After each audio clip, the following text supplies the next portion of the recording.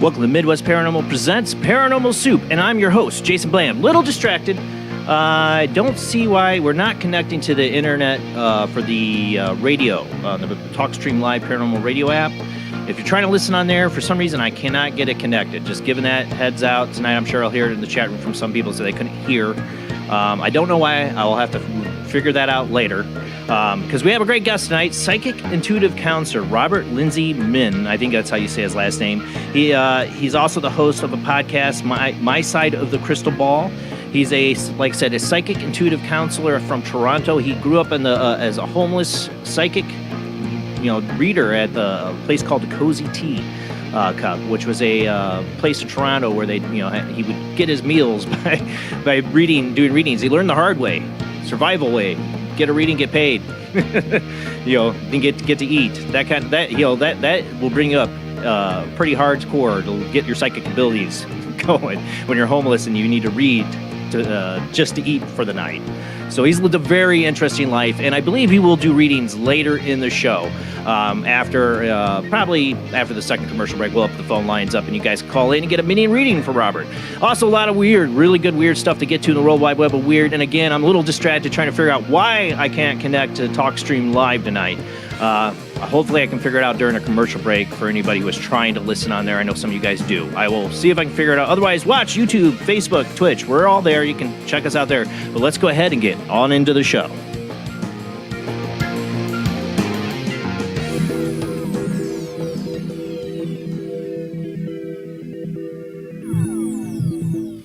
Welcome to another night of Paranormal Soup. As I said before, I'm your host, Jason Bland. Tonight's guest, Robert Lindsy Milne. If I'm saying that right, I didn't get to check with him on the pronunciation of his last name, but I think that's how you say it. Will be joining us after the World Wide Web of Weird, and like I said, later in the show, I think he'll be doing some mini readings for you guys. You can call in and or join the discussion. Whatever you have a question for our guest, that will do just fine. And like I said, for those if you're tuning in now because you tried to go to Talkstream Live, for some reason it's not connecting. I'm trying to figure it out here in between, trying to run the show. So I don't know if I'll get that figured out while we're live. Hopefully next week, though, that will be fixed. Joining me as always, and hopefully her internet's working good, is Jamie D herself. How you doing tonight, Jamie? So far, so good. Good, yeah. Fingers crossed, right? Yeah, tonight's guest, like I said, Robert Lindsy, Milne. I don't know. I think I heard an interview where he was pronounced Min or something like that. I'm not sure if it's like a silent L. But his first time on the show should be interesting. Joining us from St. Augustine, Florida, Rob Autry himself. How you doing tonight, Rob? Pretty good. How's it going? Doing good. Yeah, except for the radio. I don't know why the internet radio is not working. But, Electronic gremlins. Electronic gremlins, or me just not doing maintenance. Maybe I didn't pay a bill on that or something. I got to check that out. I don't know. It's weird. I thought I did. All right, guys, we got a lot to get to, so let's go ahead and roll into the World Wide Web of Weird.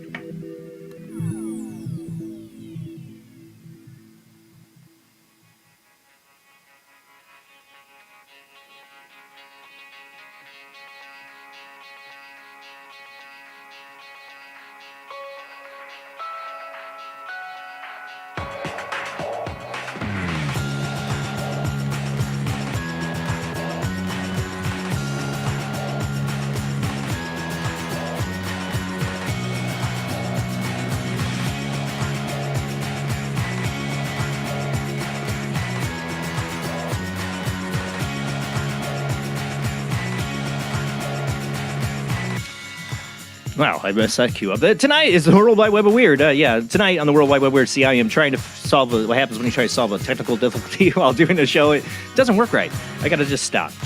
Well, because we got a lot of good stuff in the World Wide Web of Weird tonight. We got some Bigfoot stuff. We got some Ghosts in the Mirror stuff. But you know what? I wanted to start off with some science stuff. Sciencey. All sciencey. First up here, let me... I am all messed up. This is what happens. I get all flustered when things don't work right. All right, I gotta not let it get to me here. All right, so this first one from The Guardian, if I get to pull up my articles here, if I wasn't messing around with other stuff, is scientists simulate a wormhole and send a message through it. I got this from Unexplained Mysteries. On the face of it, a wormhole might seem like a straightforward concept, link two black holes in different parts of the cosmos to create a tunnel through which space travelers could pass. In reality, however, it's not quite that simple. And certainly an idea that has been around for a while. Physicists Albert Einstein, Nathan Rosen took a very serious look at the concept in connection with Einstein's general theory of relativity, theorizing the existence of what is known as the Einstein-Rosen bridge. In recent years, however, physicists have cast serious doubt about the possibility such a structure could ever remain stable long enough for someone to actually travel through it. Now, though, scientists have revealed that they have been able to simulate two minuscule black holes in a quantum computer and create a stable wormhole between them. What's more, they were even able to transmit a message through it. Of course, it's important to emphasize that this is a quantum simulation of a wormhole and not an actual physical wormhole. A lot of wormholes. But even so, it demonstrates that creating one for real might actually be possible in the distant future. Basically, the maths there in a computer simulation. But I think it's interesting. I love the idea. I'm a sci-fi fan of us being able to create a wormhole. But then again, might be a bad idea. Who knows? It could be Event Horizon or something, and like we open the gates to hell. I don't know, but I'm interested. Definitely needed if we want to do serious space travel, though. All right, so next week I'm going to have a really interesting guest, Dr. Simeon Hine. We're going to talk about his book, Dark Matter, Monsters, and Bigfoot and all that. I got a couple really interesting stories about Bigfoot this week that have come up. One was just an article from WNBF News Radio. And I find this interesting because there's more and more reports in New York of people seeing Bigfoot. And I want to read this article from James Kelly. It was published December 5th. Listen to the this is our media, like if you're going to talk about it in this snide kind of way this guy does, just listen how he talks. Why even bother? Why even cover it? Let somebody else cover it. You obviously don't have much of an open mind. All right, this is how it goes. A few residents of Western New York, Chautauqua County, have claimed that the ever-elusive Bigfoot is actually living in their forests. According to the report from Terry Belke of WGRZ, dozens of Chautauqua County residents have claimed to have seen Sasquatch in the county's forest. Peter Weimer, a sponsor of the annual Chautauqua Lake Bigfoot Expo, told WGRZ they are from all kinds of walks of life. There's 45 eyewitnesses that have reached out to me. There's 100 or more in Chautauqua County that aren't talking to me.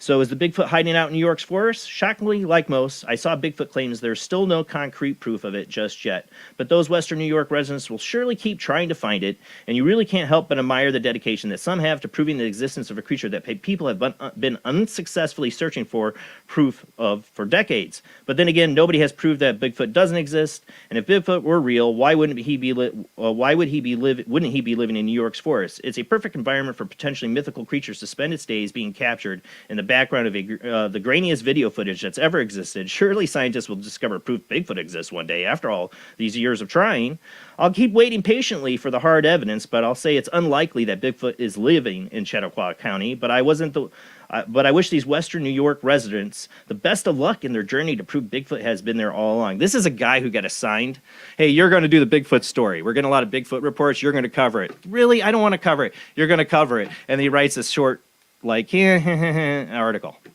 Exactly. It doesn't take it serious. No. Doesn't even interview anybody, really. He No. just takes, doesn't do anything with it. Does no research. When I did that ABC News thing with that reporter,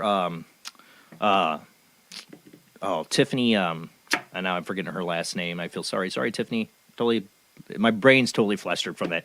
She was awesome, and she was given the assignment to do the UFO thing. She was, and she put her heart into it and really did some investigating and wanted to know more, so not all of them are like that.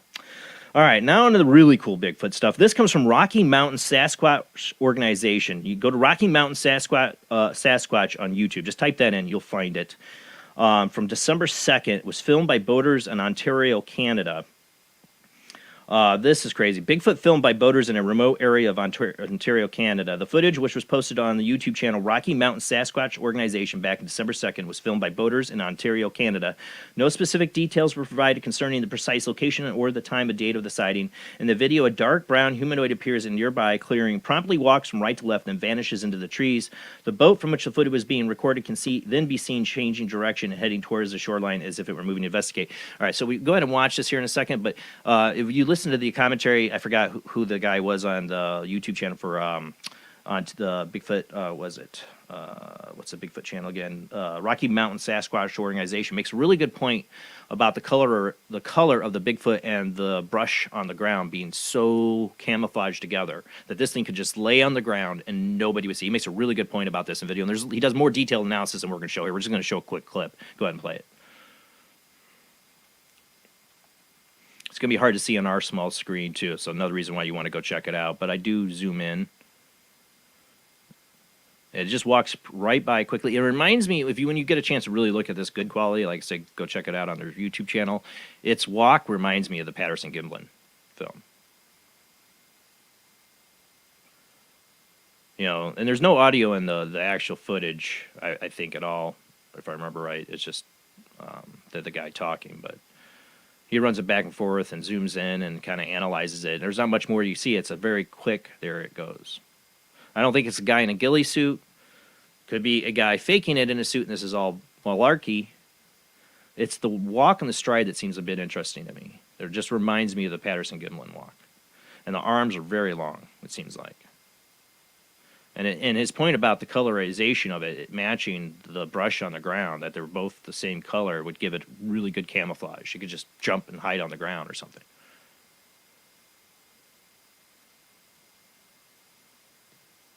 I've seen a lot over the years, Bigfoot videos.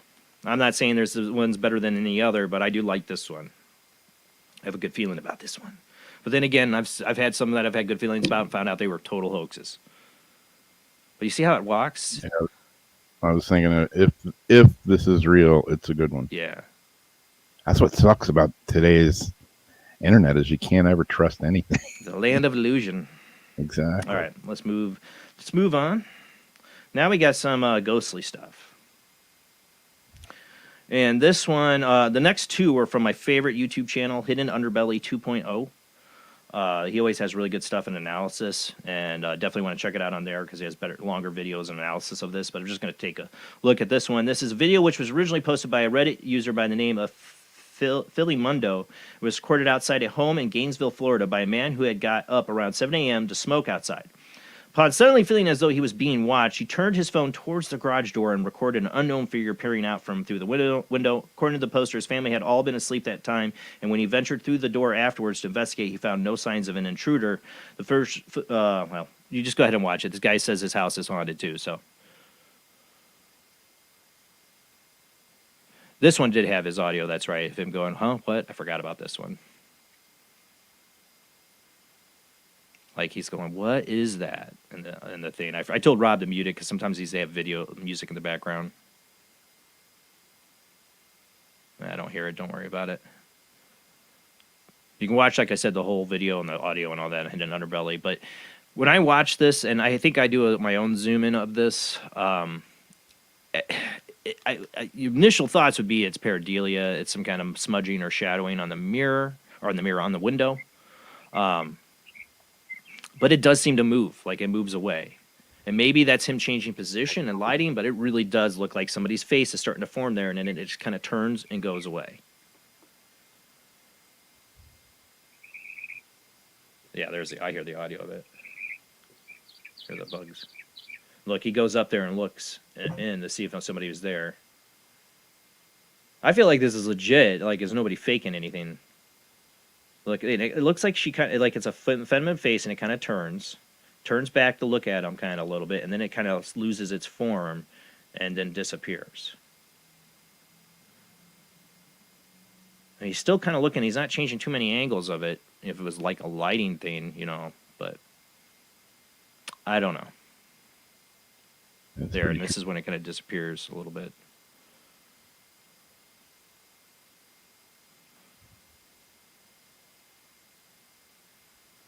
It's interesting. I mean, was it a face trying to look through him and actually like form? Here's my zoom in of it. Is that your opinion? What's your opinion on that? Now I see it. Now I see it. Pareidolia or an actual phenomenon of something manifesting? And then drop back again. See, what would that be anyways? Like a reflection? I mean, there could be dirt or smudges and the light's just hitting it right to make a reflection, or a mind's eyes just making a face out of it, but I really see a face, and I really see it like something forming and disappearing. I have to go with the idea that this is possibly pareidolia, but this is very interesting. Yeah, it is. Again, Hidden Underbelly 2.0 has a full analysis of this video and more of the story on it, but I don't know. I thought this was because if it is a reflection that happens, because our minds are designed to look for faces. Yeah. But around the nose, the features like right here, like these lines, like there's these eyes parts, and all nose of that. features. There's just you see it, and it Yeah. seems like a feminine child with long hair. I know my brain's going, yeah, let's add this and this and make her look like this. She's fabulous. That's the mind's eye. Your mind's always trying to make a face out of something. See pictures in the clouds, it's pareidolia. We know it exists, but I think She's this is wearing interesting. a princess crown and everything. Mm-hmm. With a unicorn. Yeah, pretty interesting though. No, it is Okay. interesting. All right, we better move on now before we run out of time here. All right, so we had that one. I saw that. There's a lot of ghostly stuff. This next one I think is Hidden Underbelly as well. Yeah. This one's from a British castle, and he does a great analysis of this. I only have a really quick shot of it. He replays it. It's only a really quick shot of what happens. Footage from a paranormal investigation in a poorly haunted British castle shows the eerie moment a ghostly face appears to be peering through a window. The creepy video was reportedly filmed by ghost hunter Stuart James during a visit to the medieval castle, or Oxford Castle, explaining that he and his team were let in overnight and were the only people there at the time of the investigation. This appeared to be at least one instance where they may have been joined by one of the centuries-old location resident spirits. Now, the difference, see, that looked like so the first one we just saw looked like a proportionate face in the door. This one's weird to me because I mean, it's hard to tell sizes of things in people's videos and distance, but this face seems abnormally large in this window. Go ahead and play it. It's going to be really quick. He's going to pan there. I think I have a short clip it right there. Look how big it is in the window. All right, I think I go back to it, and it'll go back to it here in a second.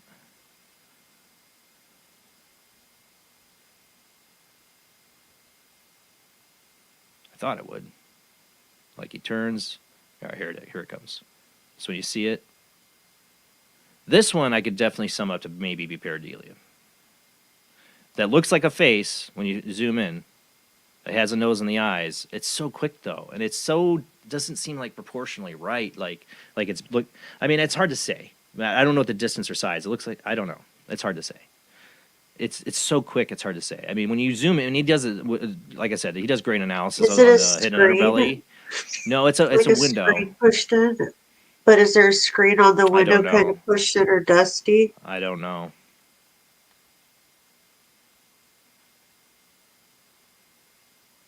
You know. This one, And if it was, it'd be harder to see features like through a See, I see screen faces in the anyway, wall. because You know, yeah, pareidolia does it. You know, but I that's what see and I'm not faces saying in that's the tile yeah. design of the Yeah, bathroom. right. Yeah, that's pareidolia right there. Well, That's an Yeah. example of it. You know, but looks like a head. is that what they're seeing there? Pareidolia. Only way I really know is if they, at the same conditions, did the camera back and that theme was still there and it's some kind of condition of the area. If it's not there and it just appeared there that one time, well then no, I don't know if that's pareidolia. It's could be actual something manifesting. And it looks like a Yeah. feminine face. You can see a face right there.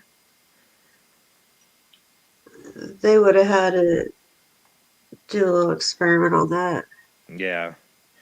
All right. it's Now next we gotta move on here before we run out of time. This one I just have the I just have the photo of it. I didn't have the video of this one, and it was really short. Anyways, and it's from the Mirror. Man sees nurse ghost standing outside his home, and now he sleeps with the lights on. A forklift driver was forced to sleep with the lights on after he captured footage of the ghost of a nurse standing outside his home before the figure mysteriously vanished. Robin Williams from Lancaster, Cornwall, was getting ready to tuck himself into bed on November 13th when he received a notification on his phone that something had set off his motion sensor doorbell cameras. The camera points at the steps to his top floor flat and recorded footage of what seems to be a person standing at the bottom of the steps. However, when the light went out a few seconds later, the mysterious figure disappeared.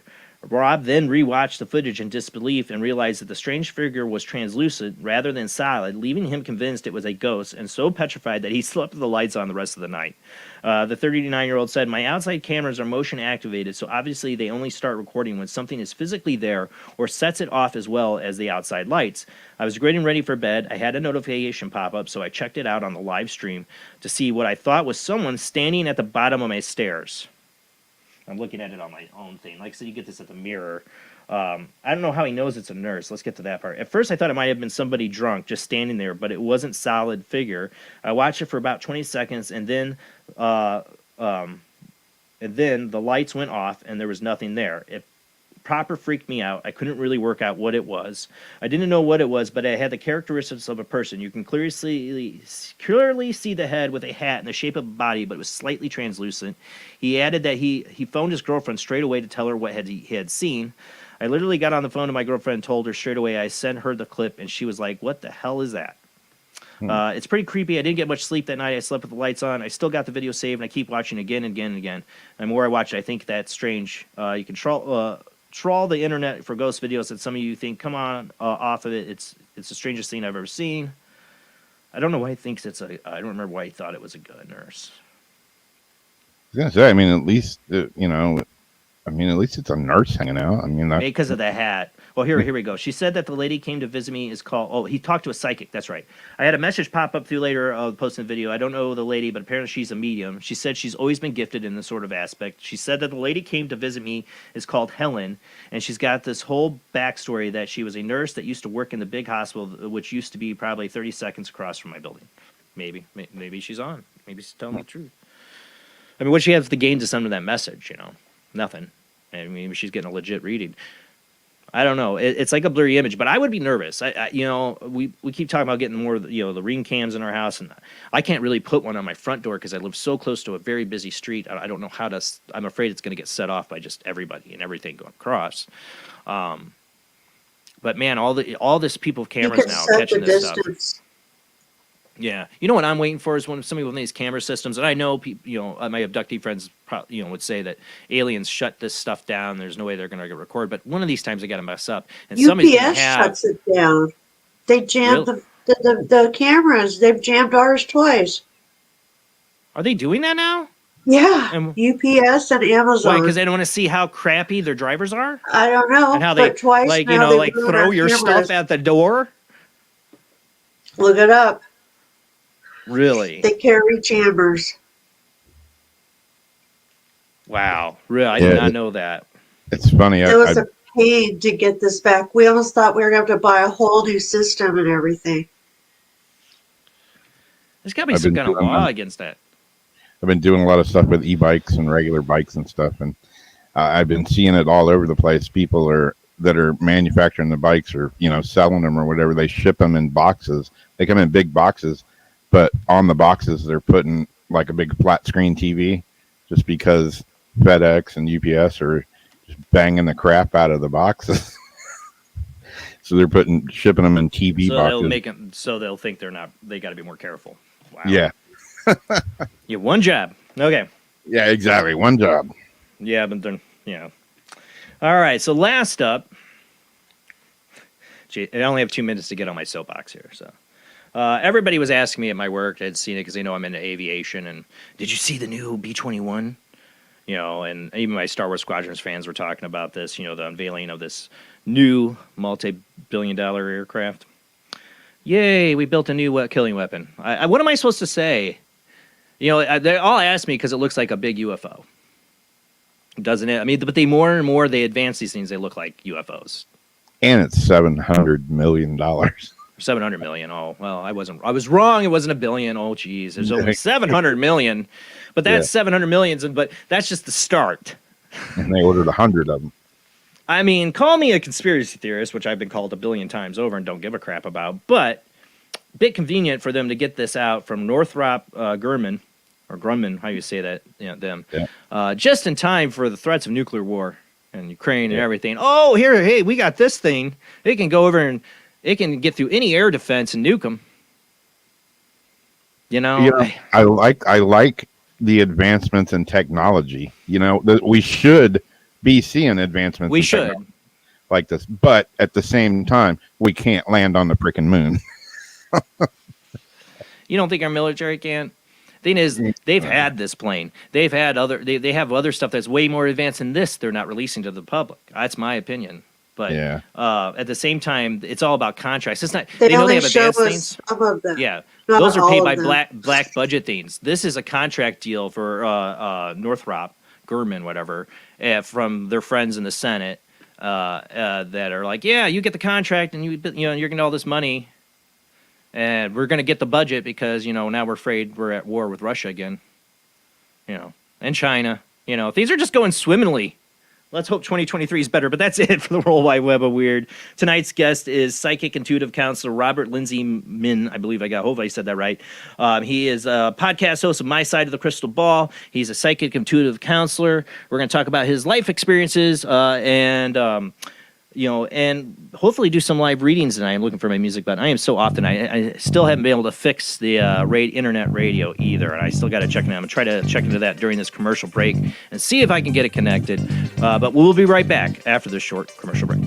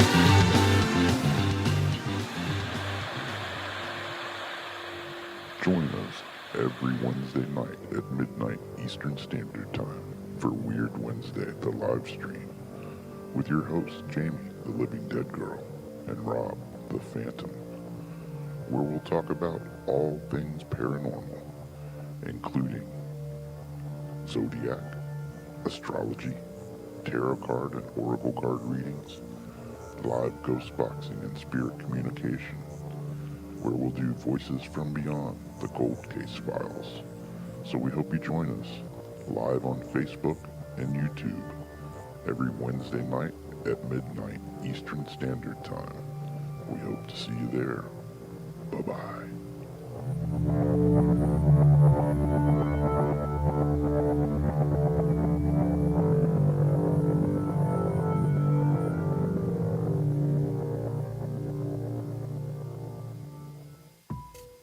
Since 1948, Fate magazine has brought you reports of the strange and unknown, all of them true. Fate Radio is carrying on that tradition, bringing you the unusual, macabre, strange, and bizarre. Join host Kat Hobson Sunday nights from 8 to 10 p.m. Eastern on WBHM Digital Broadcasting.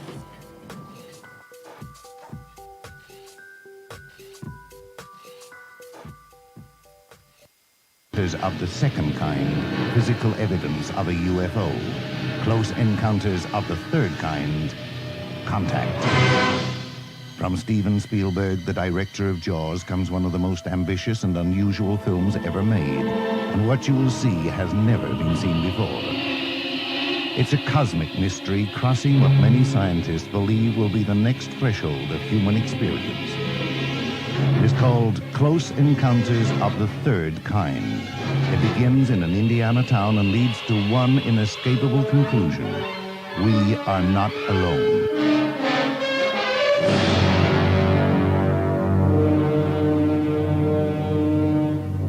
Close Encounters of the Third Kind. Certificate A. Now showing at the Odeon, Leicester Square. The international chart-topping, Haunted Horror of Haverfordwest has been described as terrifyingly real, a must-read, shocking and chilling brilliance, genuinely worrying, utterly frightening. Don't read before bed. Described as one of the spookiest writers out there, best-selling author G.L. Davies presents Haunted Horror of Haverfordwest, the true paranormal account that is shocking the world. Dare you enter? Dare you read? Haunted Horror of Haverfordwest is available on Amazon, Barnes & Noble, Kindle, and wherever books are sold. Pray you never have to live there. This is the sound of a space clock aboard a U.S. satellite 180 miles above the Earth. No one winds up this timepiece. It's powered by a tiny battery, a battery that delivers power for years without replacement. Now the same type of battery, the Duracell battery, can bring new reliability and long life to your battery-operated equipment. Radios, cameras, toys, all run far longer. Duracell batteries, the long-distance power cells, outlast any ordinary battery. The same type of battery that keeps space clocks running for years can bring long life to anything powered by batteries. Dura, as in durable. Cell, as in power cell. The Duracell battery, made by Mallory. Are you intrigued by Paranormal Talk Radio? You'll love the new Paranormal Radio app from Talkstream Live. You'll find a great selection of talk shows covering UFOs, ghosts, strange phenomena, and much more. Download the Paranormal Radio app now and start listening to the very best in paranormal talk entertainment, including the network you're listening to right now, the Paranormal Radio app, free in Google Play and the iOS App Store. Switch to DCS ranging. 240, nominal to profile. We're in the pipe. 555.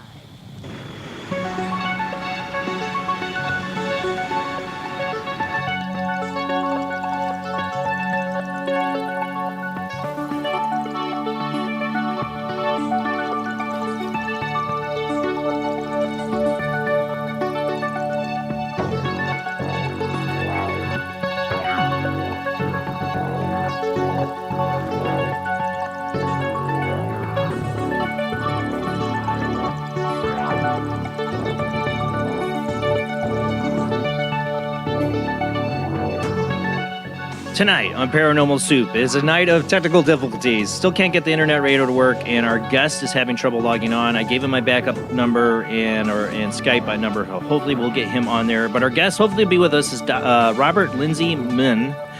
He is a psychic intuitive counselor, and I don't have his bio up because I've been trying to handle two technical problems now. That's how it's going. That's how it's going tonight. Ugh, I hate that when it happens. All right, so our guest, let me get the bio up, is Robert Lindsy Milne, if I can get him on, is a psychic intuitive counselor, teacher, healer, and life coach. He's recognized across the continent as one of the most insightful psychic intuitive counselors of his time. At a very young age, he realized his psychic gifts and... sorry, now I got a text. Sorry. He started his first job working as a psychic intuitive doing readings in the Cozy Tea Room in Toronto. Hold on, let me make sure I get him on the line here. All right. Hold on a second. We're going to get to him in a second. All right, it's getting all screwed up. I'm just going to go ahead and get to the guests because we're having technical difficulties here. So let's go ahead and get on into it.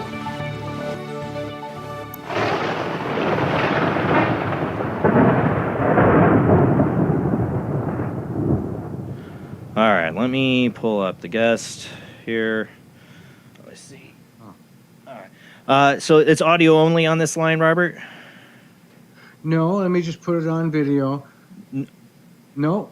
No, I'm saying it's on. You're on my phone. This is audio. I had this as a backup. Basically, they have you audio wise. What was going on with the streamer? What was it doing? I can't get on. I can't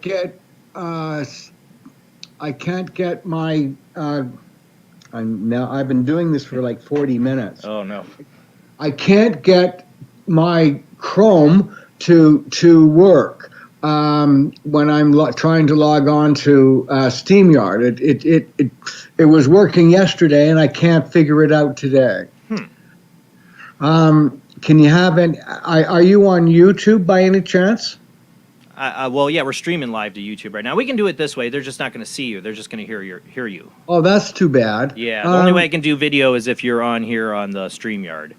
I don't know why it's not working. That's not good.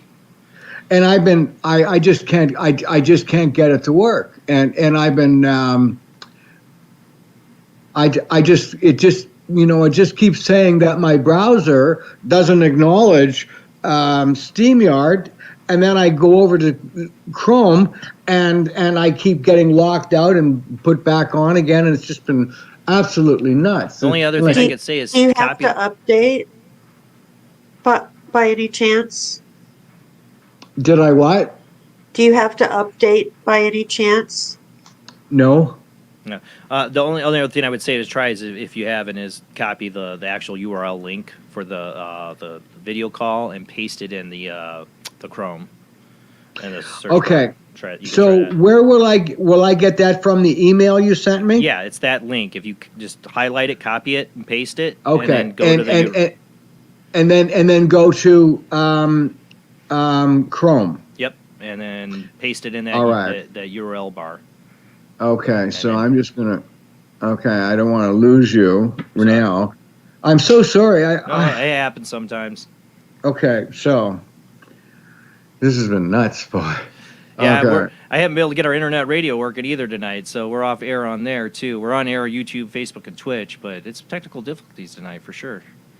I've been having them all day. Oh. So let's see here. And I've been trying to do that very same thing, log on by just. Okay, I just got to concentrate on this. It's all right. Give us a moment, people. We are working technical difficulty problems out. While he's doing that, I'm trying to get us live on the internet radio, but that's still not working either. And I did not pay a bill. It's my fault. But usually once I pay the bill, it works. And it's yeah. Are you joking? I thought I did. It could be a permissions. It could be a permissions thing also. All right. So I've got the link here. Yep. Now I'm clicking on Google on Google. Not Google. It should be Chrome. Should I log off from where we are now? If you think it'll work or give it a shot, then yeah, log off. And if it doesn't, call me back. All right, I will. All right, give it a second. Sorry, guys, technical difficulties. I get this with guests. They're like, no, I want to be on video, and I get that. So it's only one way I can do it now. Sadly, is through StreamYard. And when it doesn't want to work for somebody, then we run into this. Usually, though, for StreamYards, usually works. And I was just talking about Chrome. It's like it heard me. It's like, oh, yeah, I'm going to mess with you tonight. what happens. You can't talk. It hears you. It hears you talk.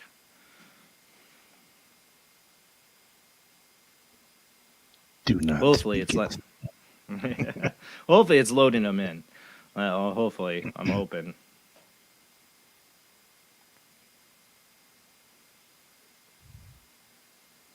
Maybe. Fingers crossed.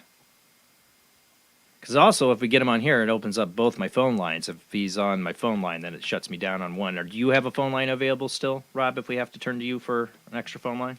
I don't have my Skype one up right now. Okay. Yeah, speaking of paying the bill, I got to get it back. Yeah. I thought I did on the radio thing, but I guess I didn't. And now it's like, it's like, oh, you didn't pay, so it's too late at night for it to can fix that or give you the charge or whatever and fix it. It just says connecting. So, yeah, if you're tuning in from internet radio, that's why you're not hearing us on there. I can't get that to work. And our guest is trying to get StreamYard to work. It's just going swimmingly.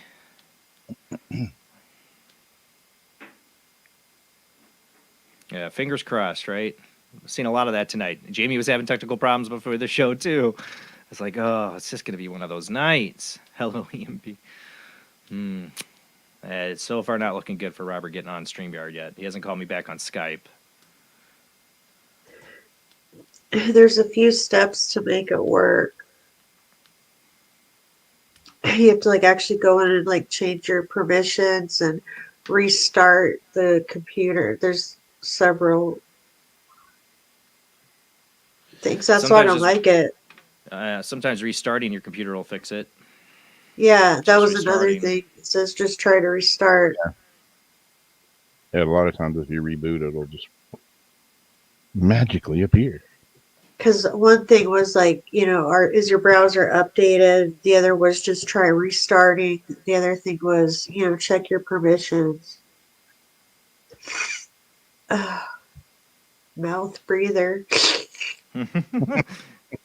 That sounded lovely over the radio. Yeah, it's rare, though, with StreamYard. I get a guest and it doesn't work. Yeah, it's usually pretty stable. Works great. We've gotten real lucky. No. Till tonight. Yeah, we used to have Jeff, used to be one of our co-hosts on the show, and he was able to bring people up on Skype into this or into when we were doing Google Hangouts, which was really crappy. Used to be able to bring them in on Skype on that, but it was always lagging, like never was going to be suitable for an interview or anything. So, all right, here's Robert. No go. Well, I've got a visual. I can see me. Did you hit join call? I mean, or can you? That's usually your test video thing there. Right. So I don't see where it says join call. Or start. What's it say? If you see yourself, you should be. That's right. And enter studio. Enter studio. That's what I was trying to think of. Where do I see that now? It would be under your picture. Do you see me now? No, you haven't loaded in. Okay. It usually be like a red button. Is it a red button that says enter studio? I don't see that at all. Or anything that says enter, any button? I'm seeing microphone. I see a camera. I see settings. a telephone hands. Right. See, that's where you would mute or not. That it should be in there to enter. And I don't see it. I see you. Sorry, I don't see you. I see the. I don't have an invitation to enter. That is weird. I like I've got a pink, a light background behind. Let me try share screen. No. Okay. I think you're just, if you're in there, you're just in the StreamYard thing. You're not in an actual call. Hold on. Let me make sure you have the right link. Hold on. I mean, I know I thought I sent it. Should be the right link. But I'm going to email you one more time the link here just to make sure we have the right one. I am so sorry. This has never happened before. It's rare for a StreamYard, but maybe it was just something, just a bad link or something. I don't know, but okay. I'm emailing you the link again.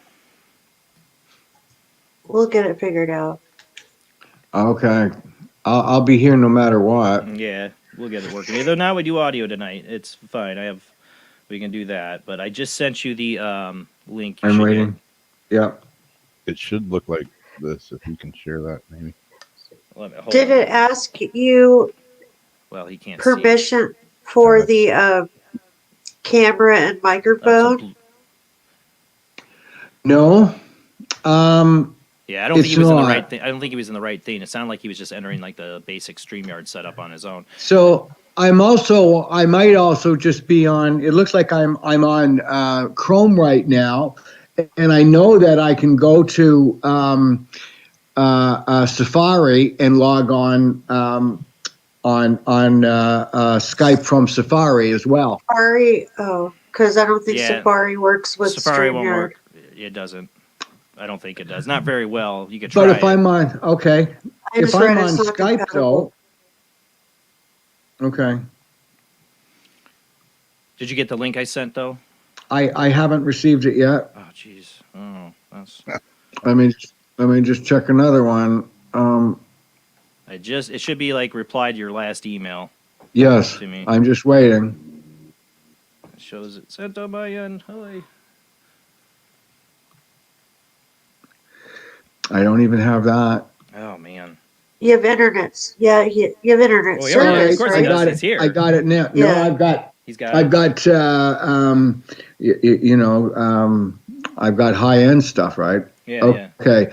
It now just goes back to your browser doesn't support StreamYard, and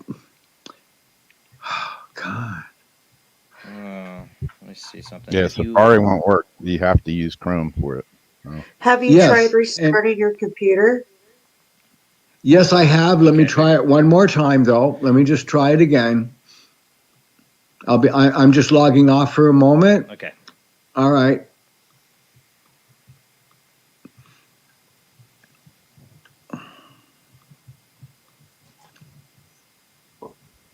Like if What you, is it? Browser doesn't support. Browser Yeah. doesn't support us. That's a Skype call. It's because you shut off. I just hung up on it. Oh. Oh boy. Technical problems. Hang in there, people. Usually we get this stuff figured out pretty quickly. This one's being a little tough one tonight. This, whatever the browser issue he's having. I'd be fine just taking him in his audio-wise. I understand guests get really disappointed when they can't join the video call, though. I get it.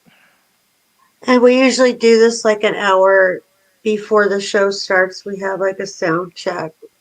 Yeah. He was So usually trying. the stuff's I like just didn't see his. ironed I was out. so busy trying to figure out the radio issue. I didn't see his email. He was trying to get on sound check. He had emailed me before. That's my bad. So he was trying to do sound check.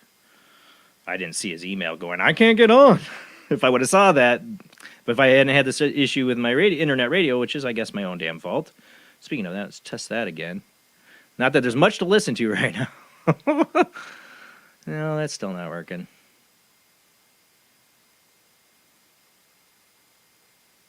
That is weird. Let me see if there's anything. Oh, hang in there, people. Our guests, we're trying to get him on. Robert Lindsy Milne, I haven't got to check in with him if that's how you say his last name, is trying to get on StreamYard so he can join the video call.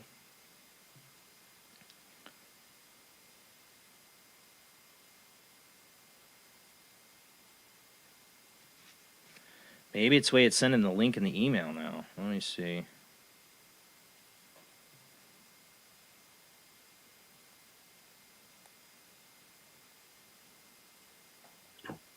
I was going to say, has he signed up for it? But he said it worked yesterday, so I assume he signed up. Yeah, it's different now. It's like entering the studio. It used to give me a link. Well, see, it's doing something different now. I noticed too. What if I just copied? I just want to copy that link. It won't let me on here.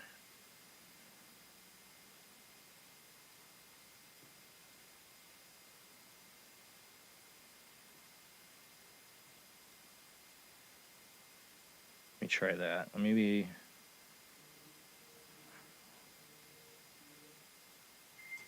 No go?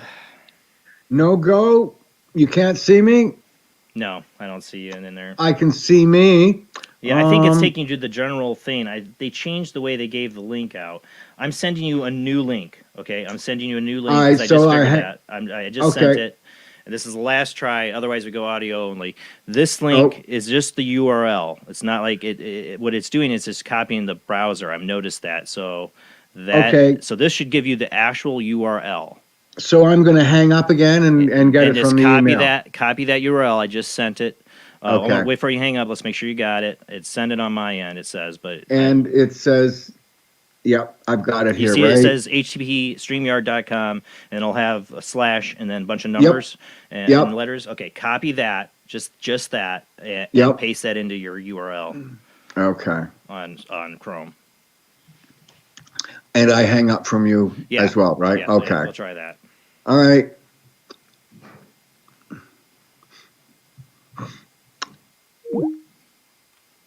Last ditch effort. We'll see if this works. Otherwise, it's going to be audio only with our guests. We've already lost a good amount of time on the show. It also says that the browser could have blocked the microphone and camera, so I don't think that's he the would issue. have to do a couple things to turn it back on. No, he's already calling back. All right. Well, no, it didn't work. What did it do? Because I gave you the actual URL link for the StreamYard call. And I logged on to Skype, and this is what I got. Let me try it one more time, okay? I'll just try again. I'm so sorry. No, it's not your fault, Robert. They changed something on StreamYard recently, and I think it's the way you share the link out. That's why I thought, well, okay, let me give you the actual URL code for the call. Nope, now we lost him because I think we'll hang up and let me call back, see if this... technical. Now Skype's giving me heck? He said he logged in through Skype, but it needs to be through Chrome. I don't know if we still have their call failed. Oh, no, but that's not call back. God dang it. No.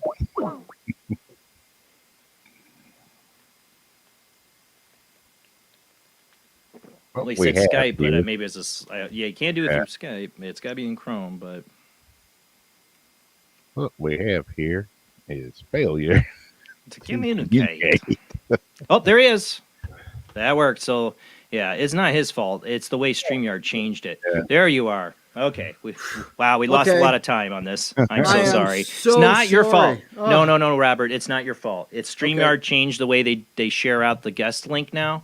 Oh, and it just puts in an email, it puts like the general StreamYard browser. So the question is, if I'm so bloody psychic, how come I didn't know? It doesn't work that way, right? All right, we've lost a lot of time. I want to get to the get to people to know you, and I want to make sure I'm saying how do you say your last name? Milne, M-I-L, yeah, Milne, yeah, Milne. All right, Robert Lindsy Milne. I was definitely butchering it. All right, yeah. So reading some of your bio, you grew up in Toronto. You were homeless. At 15, reading second time, doing readings at the Cozy Tea Room. Yep. To eat. Yep. I said, that is the Hard Knocks way of learning your psychic abilities. Where did this all actually begin for you, though? I take it from childhood. Well, when I was a kid, I saw things, sensed things, knew things, and I'm a lot old. I might be as old as you guys all put together. So when I was a kid, we came home from school for lunch. I think it was about grade 5 or I was about 5 or 6. And I said to my mother, Grandma Harris died today. Well, Grandma Harris was my great-grandmother, and this was in the 1950s, and she lived in London. We lived in Toronto. News traveled slowly. My mother got very upset and yelled at me for saying bad things. I just told her grandmother died. In fact, she probably hit me for that one. And the next night at dinner, my mother, father, my sister, and I were sitting around the table, and my mother said to my dad, Grandma Harris died yesterday. And I thought my dad was going to yell and get angry with my mother for saying bad things. And to my astonishment, they continued to talk about it.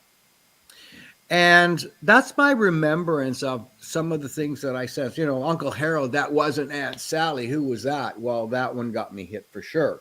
And again, I saw Uncle Harold with, well, it wasn't Uncle Harold, but Uncle Harold with somebody different. I didn't know that he wasn't supposed to do that. So that was how I started sensing and learned how to keep my mouth shut. When I was about 9, my father took me to an NHL hockey, a Stanley Cup hockey game, and Boston and Toronto were playing, and the game went into overtime, and because the score was tied. And when the teams came on the ice for the first overtime period, I knew number 17 with Toronto Maple Leafs was going to score. The games hadn't started, but I knew Gary Eamon was going to score.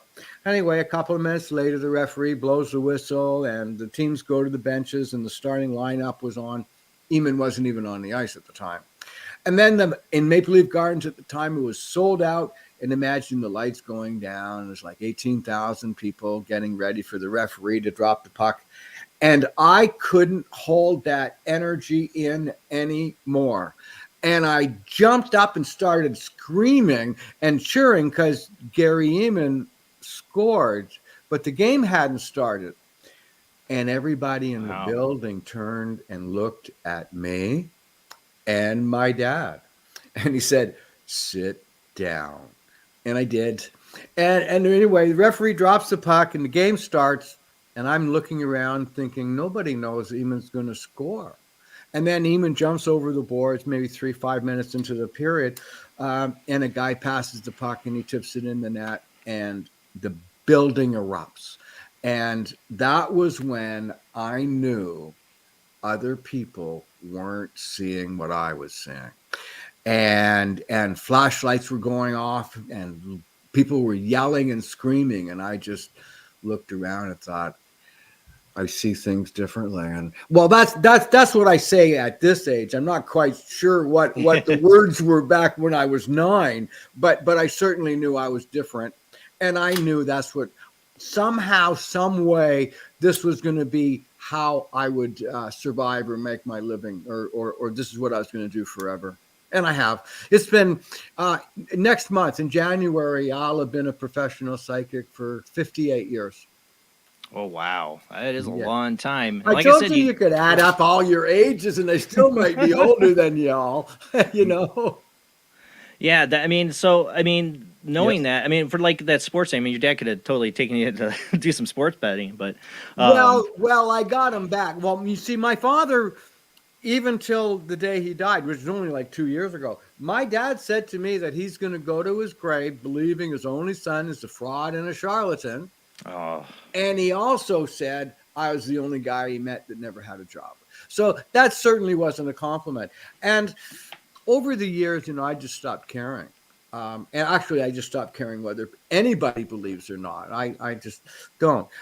So that weekend, Thursday night was Boston and Toronto on Thursday night. And then Saturday night again was Boston and Toronto. And on those Saturdays, we always used to get an allowance, 25 cents, right? Like a quarter for allowance for a week.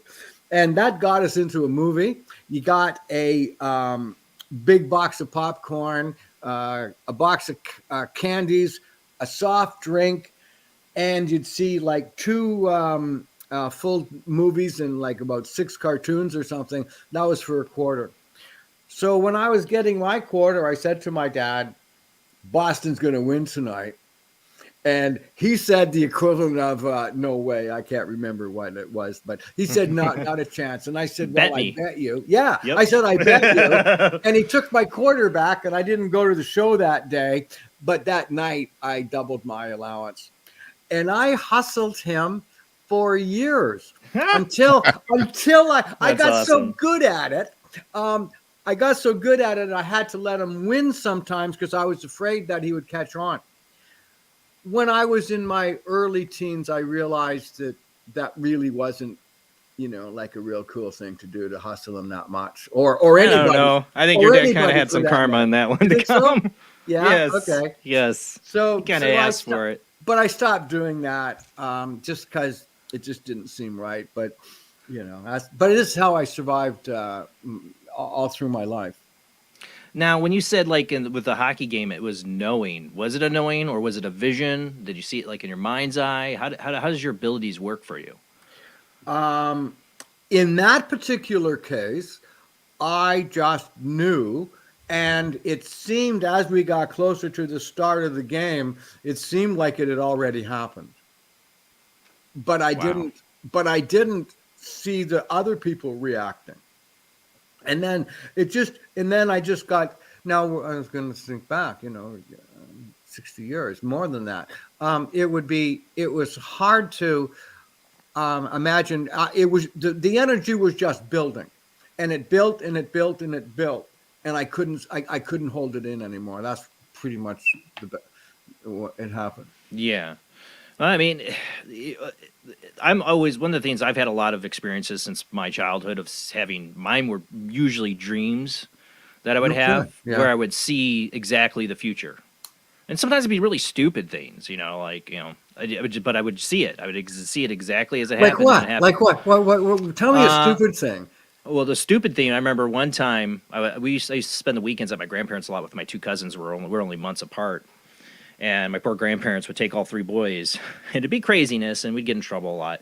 And maybe this, but I had this dream. I remember one of the first times I can really remember having a dream that something was totally true. The night before it happened, I had this dream. I dreamt that my cousin Michael was basically doing stuff he wasn't supposed to and was throwing these cars at the wall. And I remember in the dream going to him, you do that.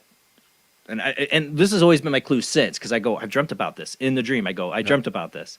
And I go, if you do that, Grandpa's going to come in here and spank you. Whoa. And the next morning or in that afternoon, we're playing, and he starts throwing the cars against the wall. And I'm like, this is my dream. I dreamt about this, just like I said in the dream. And I go to him, Grandpa's going to come in here and spank you if you don't stop. And he's like, blah, blah, blah, and Grandpa comes in there and just spanks his butt. Something stupid. But I never forgot it because it was exactly the dream I had the night before. So most of the time, it does never usually the night before. That was one of my earliest memories of that happening. Usually I'll have a dream. It'll be months later, weeks later. I remember one time with my wife, I've told this story a billion times, driving in a car down the street. We come from a 4th of July party, and I suddenly hit me as we're driving down this road. I'm like, oh my God, I've dreamt about all this. And my wife starts going, I'm going to get sick, pull over. And I'm like, I've dreamt this. And my wife and me, we're married 19 years almost, because we both believe in this stuff and we both talked about it. So she understood this when I turned to her and I go, I've dreamt about this. If we pull over, the cop's going to pull up behind us. And it's the middle of the night, country road, no lights, no cars in sight. She's like, I don't care, pull over. As soon as we pull over and she opens the door and starts puking, pew, right behind us. It was exactly the dream. And I got out of it, used Jedi mind trick on him or whatever. But it's just multiple times it's happened to me in my life. It actually helped me save a friend from when I was I was 6, almost going into 6th grade. It was the 5th grade, 6th grade summer. That? I saved a friend's life from trying to kill himself. Really? Yeah, because as soon as I pulled up to his grandparents' house, this farmhouse they had, I knew I dreamt about it and realized that night he was going to try to kill himself. Ah. And I actually stopped him, literally holding him with a knife, telling him, keeping him from actually harming himself. We were going into 6th grade. And at that point I already knew that, when I have these dreams and I suddenly remember these are real. That and it's made me fascinated with time. How does time work? Is things predestined? I don't believe they are, but there is such a thing as destiny, but destiny cannot be seen. If you can see something, it can be changed. If it's destined, you can't change it. So, for example, go back to one in my life. Now, in my work, as I said, I've been a professional psychic for 58 years. I guarantee my work absolutely forever. So that means if I do a reading for you, from the time I do your reading until the ending of my life or yours, maybe yours first. If I don't want to hear that from a psychic. Yeah, that's right. So anyway, from now until the time, my life or yours, I guarantee that you will believe you received a very good reading, and it was of value, and it was worth what you spent on it. If for any reason, and I don't care what the reason is, maybe you say you didn't like the way I looked at you or something, I just give you back your money. That's it. Now, that was from 30 years ago or 40 years ago. But if you come back after 40 years, you're not getting today's money refunded. Here you go. You get your principal. Yeah, with inflation lately. And I don't like doing it, but I do. And I do it. And sometimes when I'm starting a reading, or sometimes in the middle of a reading, I'll stop and I'll say, I'm really sorry. This isn't the best that I can do. There's no charge. And I stop. So I mean, you have to use your mental focus and be clear. And everybody's human, and you have to have a bad day. And it's like, it's just not happening today, you know? Well, here's another thing that's really important to consider. It's impossible for one person to relate to everybody they meet. It's just impossible. It's numerically impossible. You know, we've got about 7 billion people on the planet. There's about, 1.5 billion that we have absolutely nothing in common with. And then there's another, same amount at the other side that we are in total connection with. And also everywhere in between. I recognize what it feels like, because I've been doing it for so long, what it feels like when I'm on and when I'm not. And when I'm not, I just stop and apologize. How do you get that psychic link between somebody? Like, how do you make the connection when you're trying to do a reading? How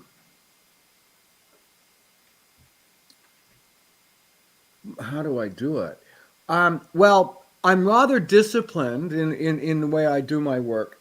And when I first was at the tea room, I was like 15 and a half, and I worked there full time, sometimes 5 days a week, 6 days a week. And there were times where it was 7 days a week. And I did that for until I was about 21. And at the tea room that I worked at, some days I would see 25 people or 30. Some days I would see 10. I'd done thousands by the time I was about 21.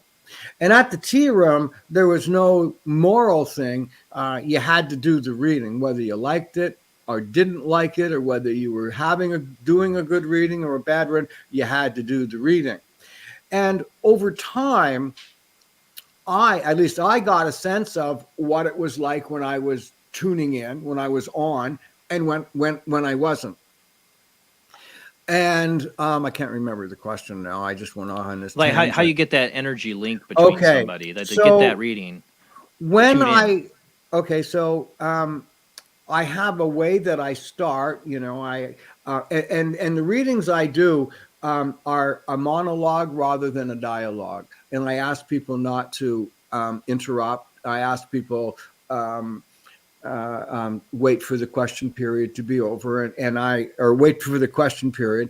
And then I just start off with, here we are today in December 2022, psychic reading for, and I say the person, it's recorded. I say the person's name, and then I say, the date and the time. And then I say, here we are today in December 2022, what I'm going to be discussing with you today.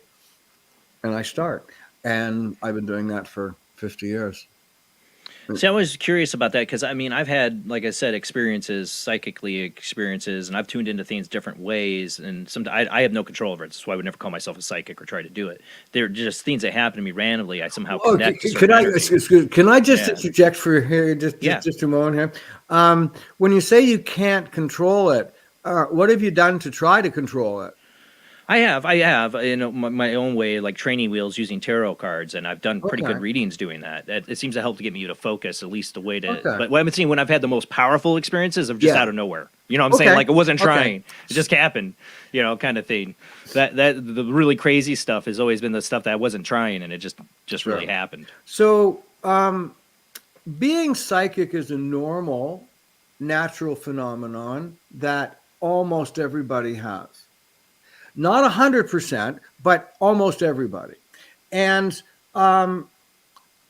being psychic and being intuitive is not really a spiritual gift. It's our instinct that help. By the way, almost all mammals have intuition. And being psychic, have you ever been somewhere and you just turn around and you see that someone's been looking at you? Not like they're staring you down or anything. You just look feel up. it. Right. Or you're checking somebody out and they turn and look at you. Yeah, Well, it's like, oh, I'm not looking. That's right. That's being psychic. Mm-hmm. And just about everybody can do that. Now, there are a few that are unable to. And if you think of like a bell-shaped curve, at one end of the spectrum, there's one guy that has absolutely zero awareness. And then at the other end, there's another guy that's got, or this girl, is absolutely 100% totally aware. And then the rest of us fit in between. So being psychic is an instinct that most mammals have and use. And that's how we got out of the caves, as it were, and into the position that we're in. There's a few other reasons, but that's one of them. I teach a class. Well, I used to do it in person. I teach a psychic class. If it's done in person, I guarantee that anybody that sits in my class that day, they will be doing psychic readings for strangers. And I tell people, learning to be psychic, the first thing to do is become aware of what's obvious.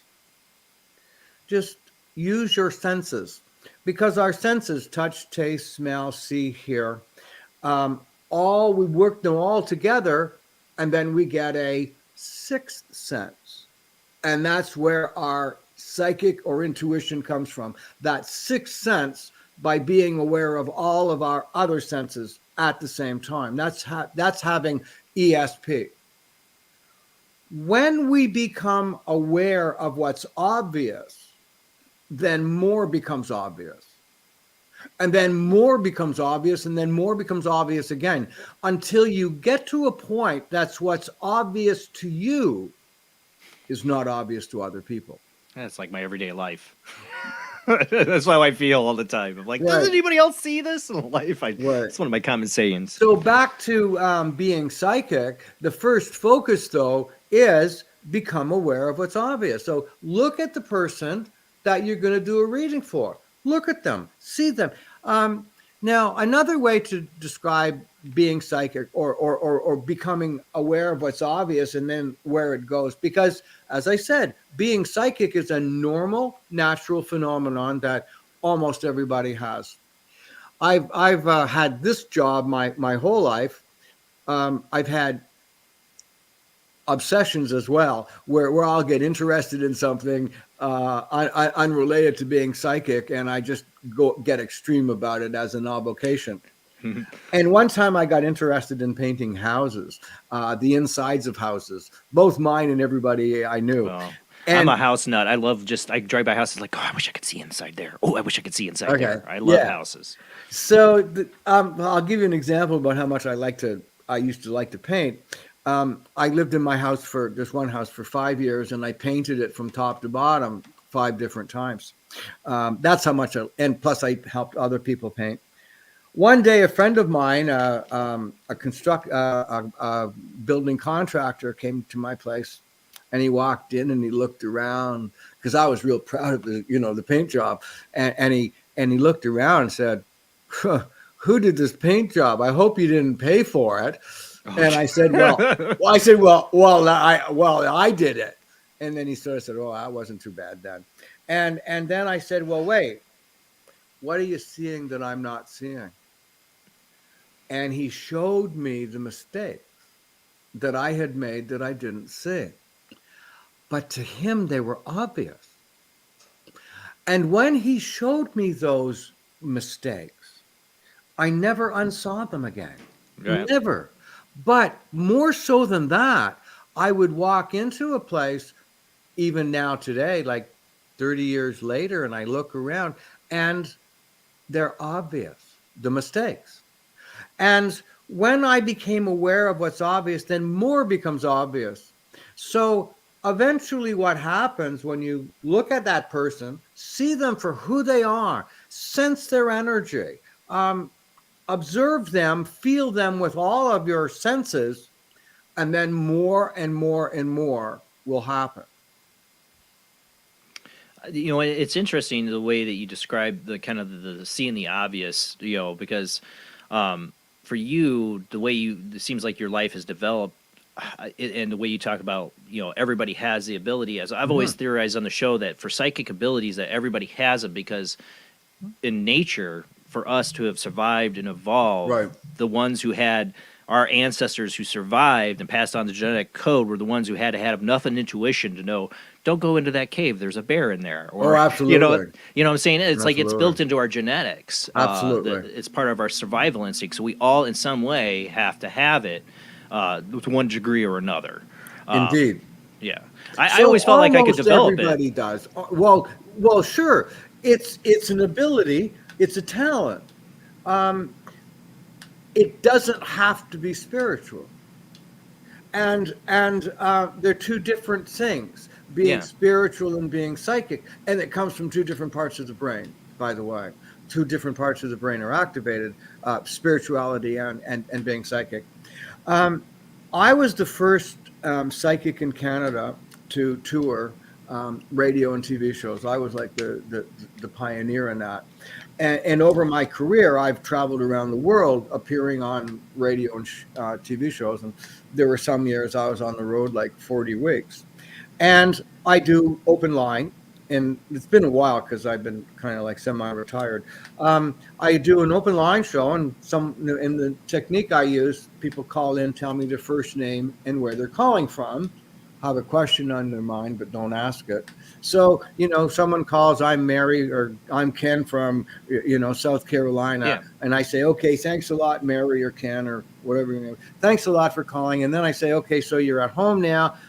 In the kitchen, right. Put your hand over the table. Wait, right there. There. Is that where it got burned? So I do that. And that is obvious to me in that moment. And when I'm tuning in, like I take a while to get revved up before the show, and I take a little while to get the show going. When I'm doing things like that, they're obvious to me in that time.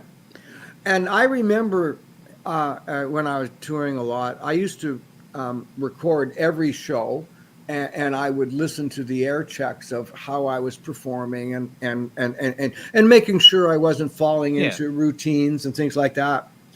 And there was one time I was, you know, talking about, you know, a hole in the roof or something like that. And I remember saying to myself, this is really bloody obvious, Robert. Someone's going to catch you doing this one. And because it looked and seemed so obvious. The next day or whenever it was, I was listening to the air chat. And I remember what I was thinking about when I was talking to this person. And when we got to the, you know, the part about the, you know, the scratch on the table or the hole in the roof or whatever that one was, I realized that wasn't obvious at all. But the state of mind I was in, it just like when you were a kid at the hockey game. Absolutely. And the way I got there was by listening and sensing what was obvious about that energy that person was sending to me over the TV or over the radio. And that's the way to do it. Well, that's one of the ways to get started. So that's how you get started, to tune in and do our reading, get started. We do take calls after this next commercial break if you're good to do a little bit of readings tonight, if you want to. I'm not quite prepared to do that. But how much time do we have?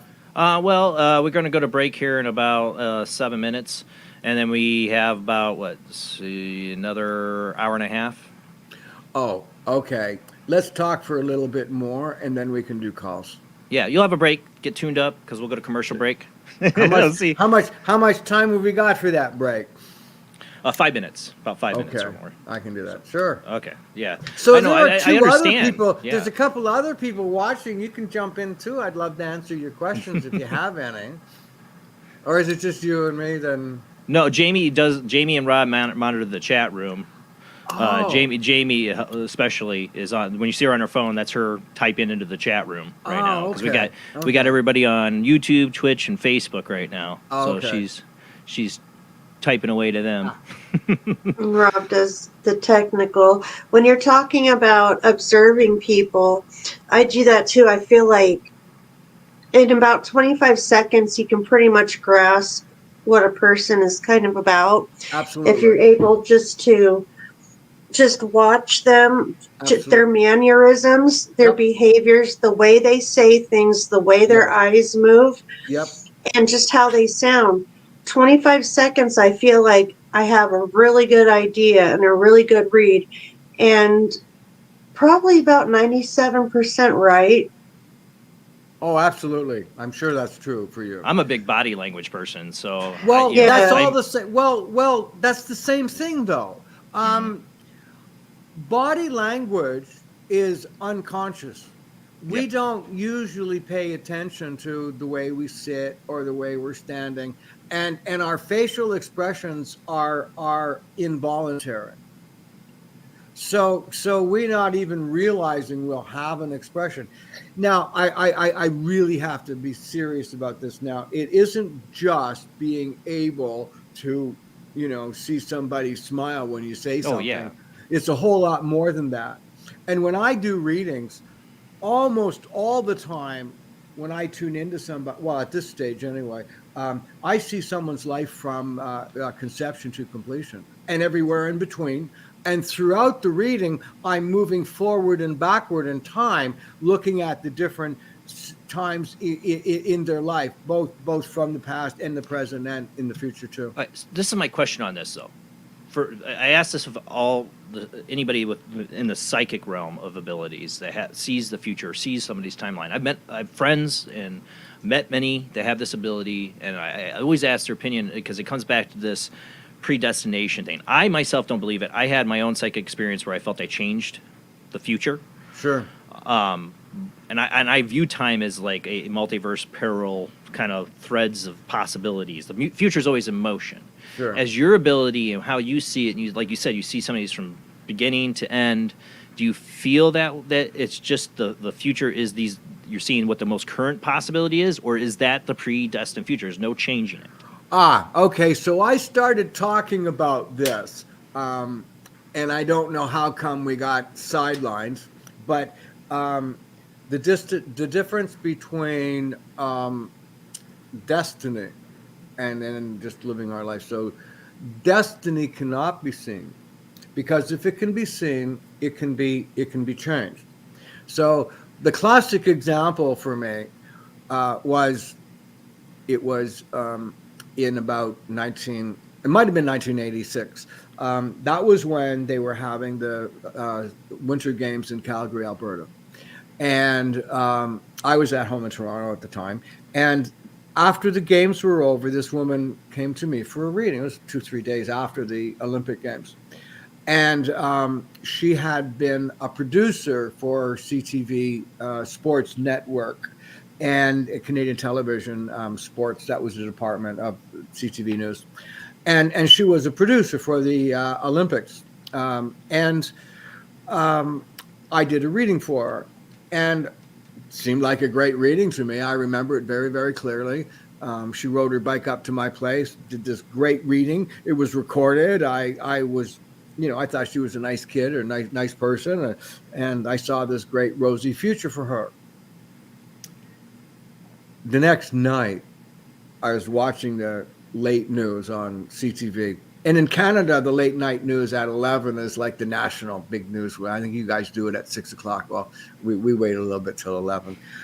Anyway, Lloyd Robertson was reading the news, and he started to read this obituary. Oh. And then the picture comes up on the screen, and that's the woman that I had met and done a reading for the day before. the one that had this great future that I had seen and talked about years into the future. And she got hit by a streetcar. We call them streetcars, they're trolley cars. She got hit by a trolley car and got killed on her way home. God. Now there I am looking at that, and I'm thinking, how could you miss that? Like, I was kind of like a star then, and I'm thinking, how could I have missed such a thing? And it just drove me crazy. Yeah. And then I realized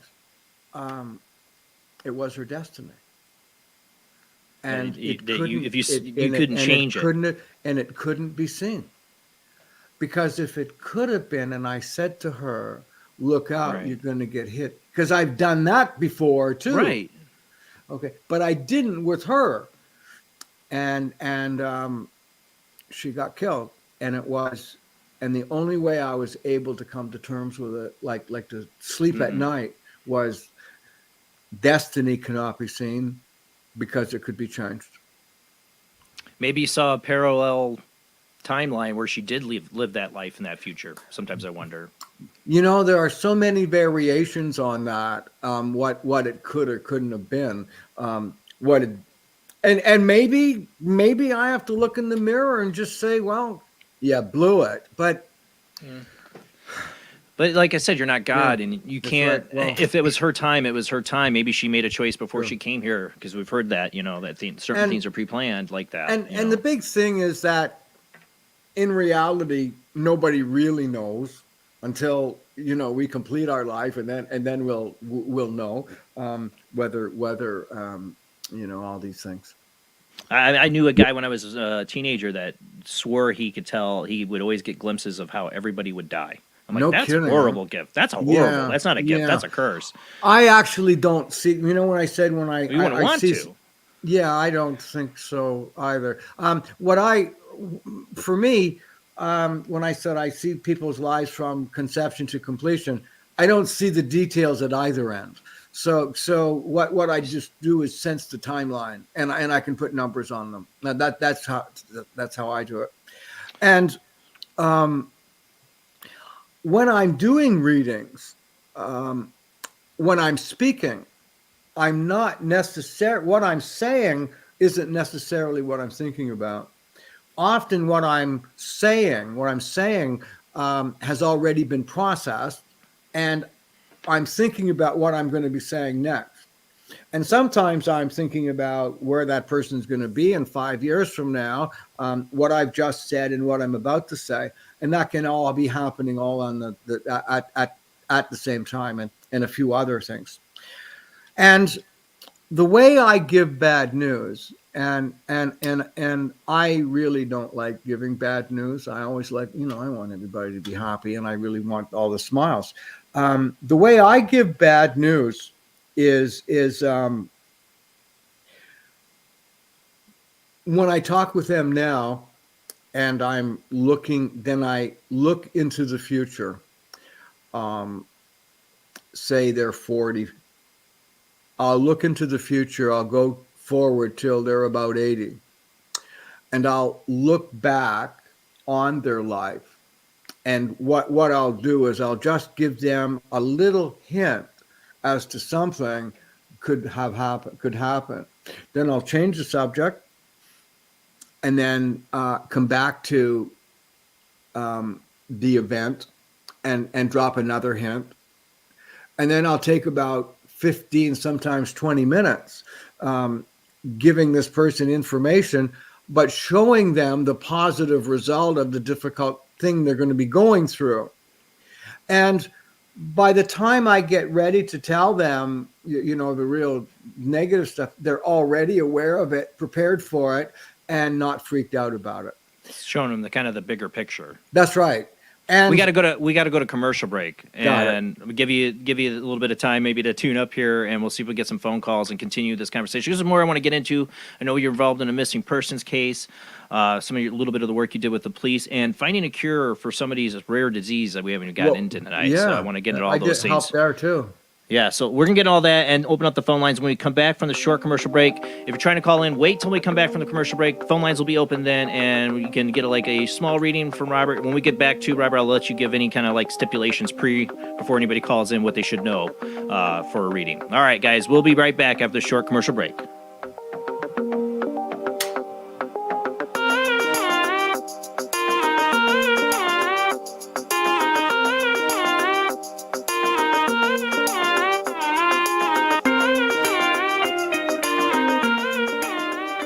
Conducting an experiment into the combined effects of sensory deprivation and hallucinatory drugs. The subject of the experiment is himself, and the experiment is out of control. Ken Russell's Altered States, a film that must not be missed, is in the West End now. Altered States, Certificate X. Do you wish for more paranormal and spiritual content? The Paranormal Chronicles magazine is a free digital magazine crammed with the very best in paranormal and spiritual articles and features. No sign-up, no subscription, just free reading and knowledge for you. Read today at www.paranormalchronicles.com/magazine.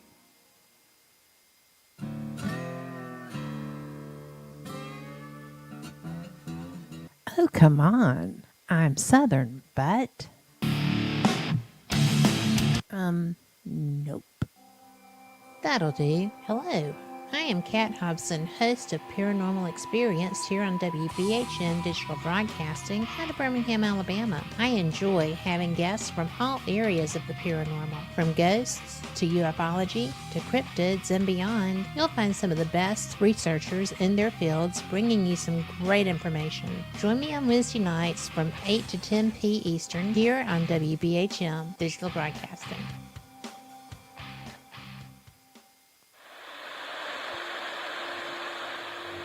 Join us every Wednesday night at midnight Eastern Standard Time for Weird Wednesday, the live stream, with your hosts Jamie, the Living Dead Girl, and Rob, the Phantom, where we'll talk about all things paranormal, including zodiac, astrology, tarot card and oracle card readings, live ghost boxing and spirit communication, where we'll do Voices from Beyond, the Cold Case Files.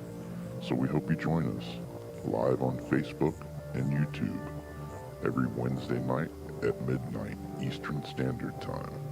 We hope to see you there. Bye-bye.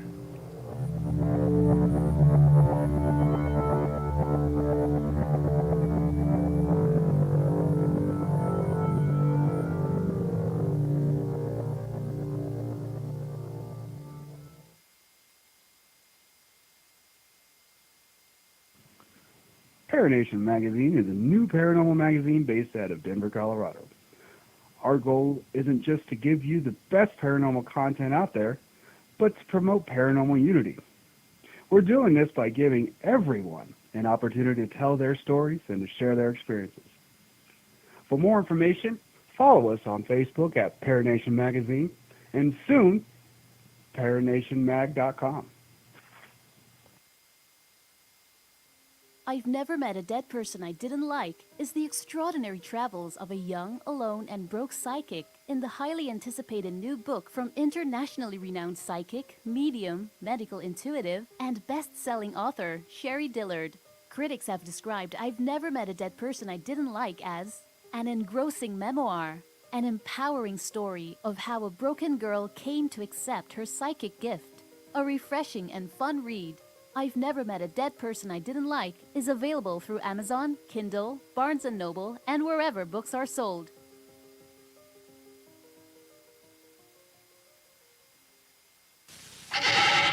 Edgar Allan Poe wrote Spirits of the Dead with a pen dipped in warm blood.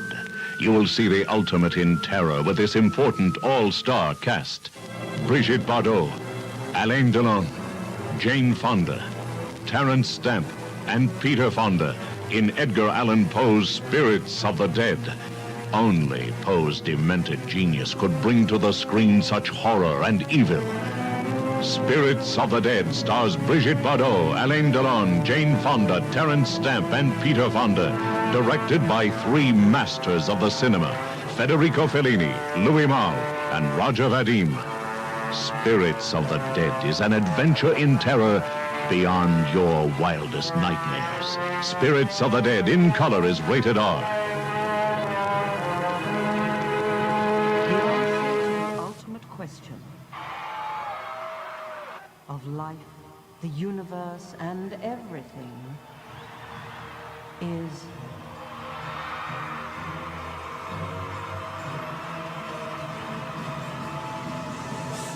42.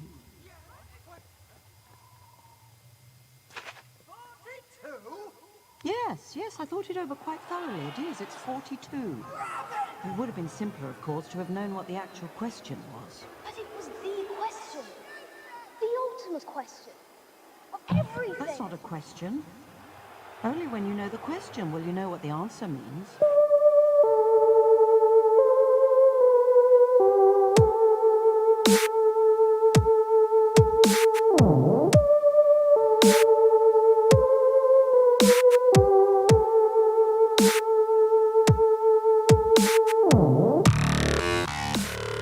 You're listening to Paranormal Soup, bringing you the weird every Sunday night. Call into the show and join the discussion. The call-in lines are 219-230-4444 or 260-225-9419 or by Skype caller ID OOJBland00 or JBland Paranormal Soup. And now to your host, Jason Bland. Tonight's guest is Psychic Intuitive Counselor Robert Lindsy Milne. He is going to try to do some short readings, hopefully tonight. We are going to open up the phone lines now. Hopefully make sure they're open here. All right, they are now open. You can call in, join the conversation. Sorry about the technical difficulties at the beginning, a couple of them. We are not streaming live on the Talkstream Paranormal Soup radio app, I know.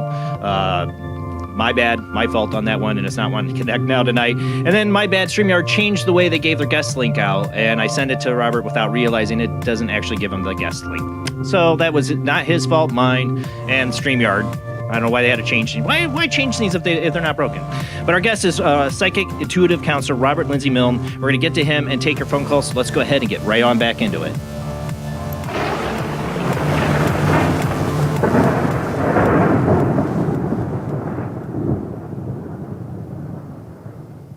All right, you already got people calling in. All right, you still there with us, Robert? I am. Can you hear me? I hear you. Ah, great. You scare me when you ask me those questions. Just checking in. The way the night's been going. Yeah. The way the night's been going. Yes. Well, yes. So before we take this call, though, I wanted to get maybe into one thing, right? Hold on, Zach. I know that's who I got on the line. About the time you worked on a missing persons case.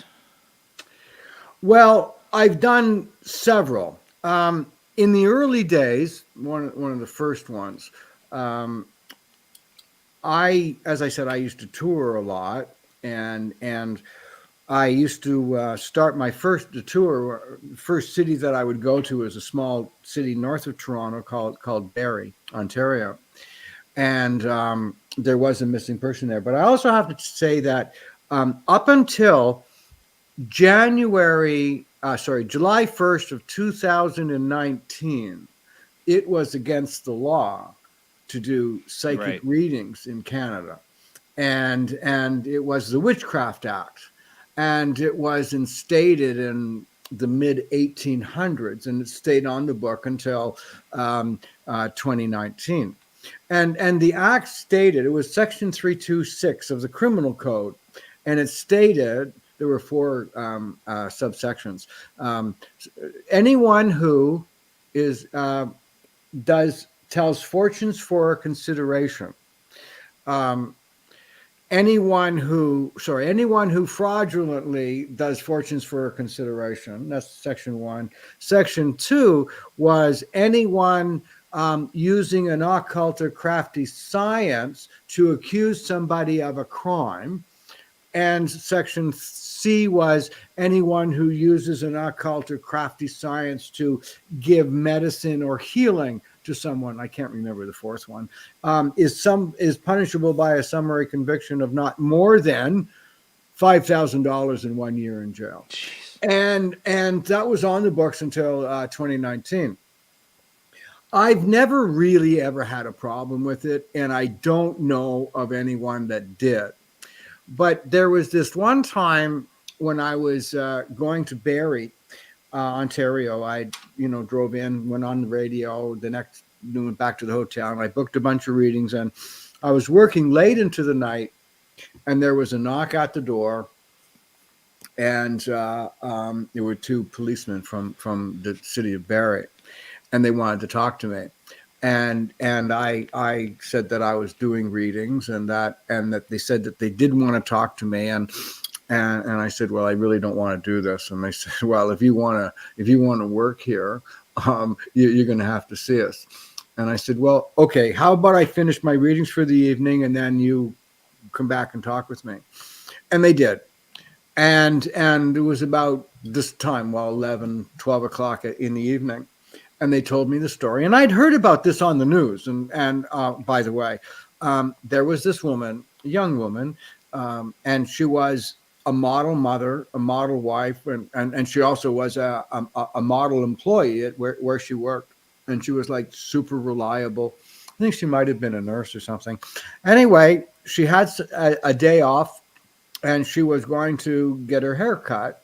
And that morning, she dropped her son off at the YMCA for daycare, and then she drove to the mall where she was going to get her hair cut. And the boy got dropped off. The car made it to that mall. She never made it into the salon, and no one ever saw her again live. And the case had gotten really cold. It is several months old, and they weren't coming up with anybody. And there was a lot of pressure to find this, this woman. So that's what they wanted me to do. And they took me down to the police station, and I'd never really done anything like this before. I'm going to sneeze too, by the way. I'd never done anything like this before. And I Sorry. Bless you. Excuse me. Yeah, thanks. I wasn't sure what they wanted or what they expected. What I wanted to do was be able to work there the next day. So I was without them arresting you, right? Without getting busted. That's right. And it was fine, like $5,000. That's a lot of readings back in those days. $50 a reading. Yeah. That was a lot of bread to make up, or sit in jail. Anyway, they took me down to the police station, and we started looking at maps and things like that. And I said to them, we're not going to be able to find her tonight. And this was late in that year, because it was really cold and snowy. And I said, you're not going to find her until April, May of next spring. And then I looked, I was looking at the maps, and I said, here's a train trestle. It's old, and it looks like, and so I was being psychic, it looks like it says like 1910 on it. And so that was all we did that night, except they wanted to go out and start looking for that train trestle. And we went out, and these guys weren't serious. They had no other right. lead to follow. They were just trying to do something. I guess the chief was on them. Anyway, we were out driving around. Well, I was in the back. And we went down this dark road, and there was this old train trestle. And these guys, I said, these guys weren't taking me very seriously. And as we got closer to the train trestle, it hadn't been used in a long, long time. But chiseled into the train trestle was 1910. And I said, you'll find her in this area somewhere. And the next day they sent out this great big search party. They didn't find, they searched the area. And it wasn't until later in the spring that they came across her body. And it was about 50 meters away from the train trestle. Yeah. I've seen this. Her remains. I've seen this with psychics. They're like, they can almost tell them right where the body is, but they're not getting the exact location. But they'll tell them pretty much the area, and they'll tell them when they will find it. Could be months later. But they're right on. When I was working with the RCMP security service, I was more accurate with what I was looking for. Well, those are your first times too. They kind of caught you off guard. All right, we got the phone lines blowing up. I got people calling in. Let's go ahead. We had Zach called in first. Whoa! I'm not. I've got this way of doing it, right? It's not going to be, "Hey, I'm Zach. What can you tell me?" It's just, yeah. Okay, so we also have to be careful how much time we've got, because I'm not going to be able to do calls for the rest of the show, and we have to be careful because I'll burn out. It's midnight for me, and so when we start, we can do some, but we can't start and then talk some more and then redo meetings. We're going to do them and not. So I'll do now. All I want people to do when you get on is I want you to tell me your first name and tell me where you're calling from. I would like you to think of a question. Don't ask it, and just tell me your name, where you're calling from, and I'm going to say the first things off the top of my head, and then we'll go to your question. So that's the way that and it's going to be really quick because I know there's a lot of people. So we'll be on, a couple minutes, and then to the next person. So now that we've explained that. Sorry. While we're talking, I had people trying to call in. I only have 2 lines right now. I got 2 people on hold. I'm going to Zach first. Whoever's on the hold on the other line, 5110 area code. Just hang in there. Make sure we did it the way I'm comfortable. No problem. So sorry about that. All right, Zach, you're on air. Zach, hey there. Where are you, Zach? I am currently in Mesa, Arizona. Thank you very much. Couple of listen, not because you said currently, however, where you are right now in Mason, Arizona. Did you say Mason, Arizona? Mesa. Okay, thanks. But Arizona is the right state. For whatever reason, you may be there now, but this time next year, you're either going to have a property somewhere else, you're going to be outside of Mason, or you could even be outside of Arizona as well. You would see that as a step up. I want you to be careful with your right arm, right shoulder. It's really sensitive, and you can hurt it quite easily or strain it or things like that. What would you like to know tonight, Zach? Actually, that was actually my question I was going to ask, if I was going to be accepting a new job outside the state. Absolutely. Well, next year after. I'm sorry, I interrupted you. I should have. Sorry. Yes, you're going to be out of the state, and it was what, the year after? I'm sorry.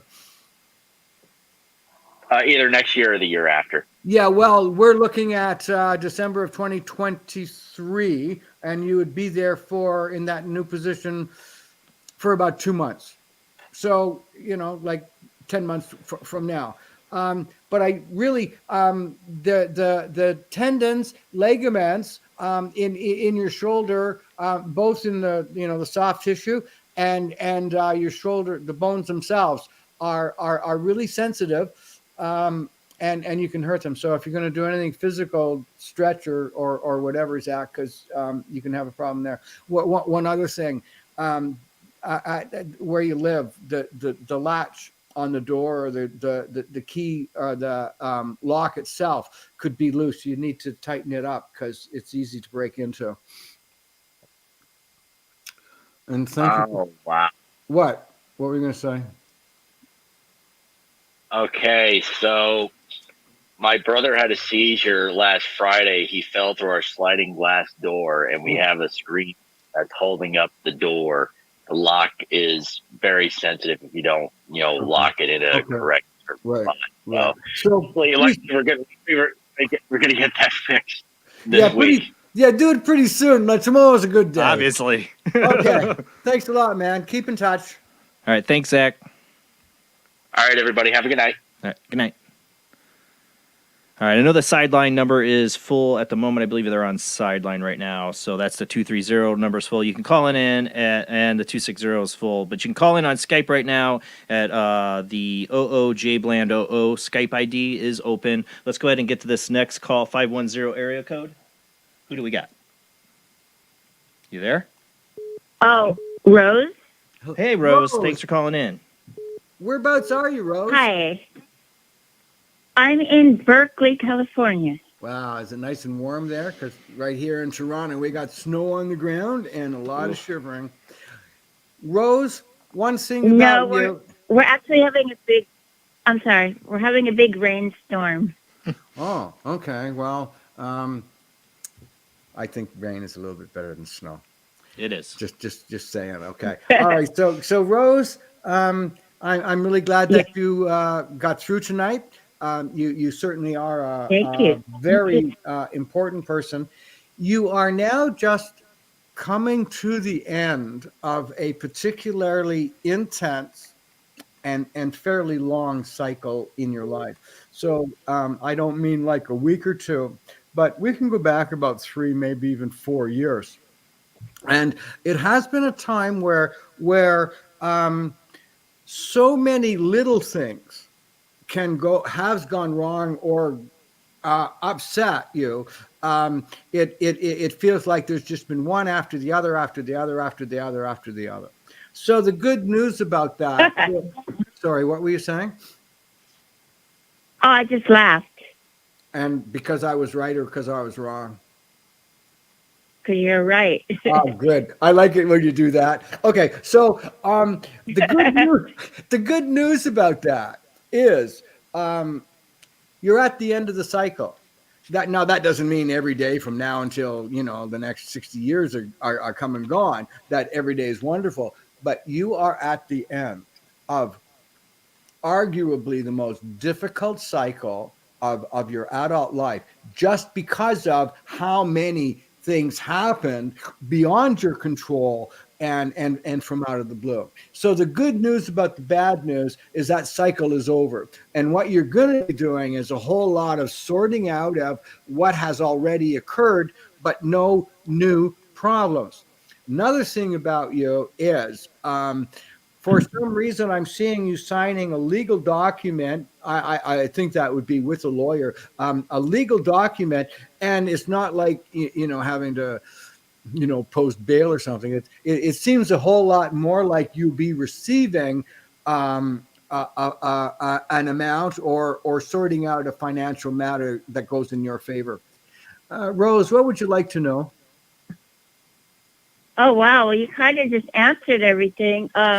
About 6 or 7 years ago, all the men in my family died. My brother-in-law, my stepfather, my father, they all died. And I have been taking care of a 93-year-old mother. My sister's in a nursing home with multiple sclerosis, and I had to start raising her 2 boys who have autism. So Wow. It's been hellish. I am so sorry that you went through such a terrible time. I am so happy to tell you that you're coming to the end of that time. There are no new issues that will be going on for you. So you're in about mid-40s now? 40, late 40s? I'm actually 63. Oh, wow, you look so young for your age. You sound young. Yeah. So anyway, because the decade of your 40s wasn't exactly like a wonderful time either, and that's perhaps why I got confused, because that was from about 43 to 47, 48. That also was like a really difficult time. So the good news again about the bad news is that the cycle you're just completing is the worst one that you're ever going to experience, certainly from now until the ending of your rather long life. Thank you so much and for calling in. And one other thing, thank you for giving so much to the people around you. Thank you. It's a blessing. Thank you so much. Thank you for calling in. See, this guy really is psychic. Because I didn't set up any of these calls. It's impossible for me to do, right? See, they are calling in all on the same number. So now all lines are open now. I just had like several different people trying to call in there. So they can call in now. And I'm rusty, right? I'm not used to being, I don't know. You're being rusty. You're doing pretty dang good. Yeah, you're doing rusty. Just throwing you right in the deep end. Yeah. Yeah. All right. We are. That's how it goes here. I always compare it to the Ghostbusters scene where he puts people of the psychic thing where he like zaps I've them. never seen that movie actually. You know what? I don't read anything about psychism. I almost never talk about it in my other life. You know, the non-psychic. There was one time where I moved to a small town outside of Toronto. It was called Beamsville, and it was this little wee community. And for 5 years, I lived there, commuted to work. It was about 70 miles one way to work. I commuted to work every day, and nobody knew that I was Robert Lindsy Milne, psychic. They thought I was a pastry chef. Oh my God! Because everywhere I go, that was one of my obsessions back in those days was baking. And like I said, when I have an avocation, I get really crazy about it.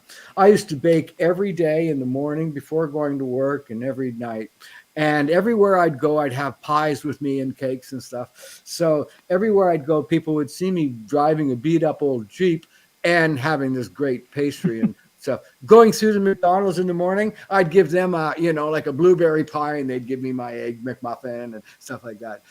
And so nobody knew that I was a psychic. So I don't know. We got Gary on the line here. How you doing tonight, Gary? You there? I'm doing good. So, Gary, I need you to put your mouth a little bit closer to the phone, or speak a little bit louder, or think harder, but you got to get that voice up there. Is that better?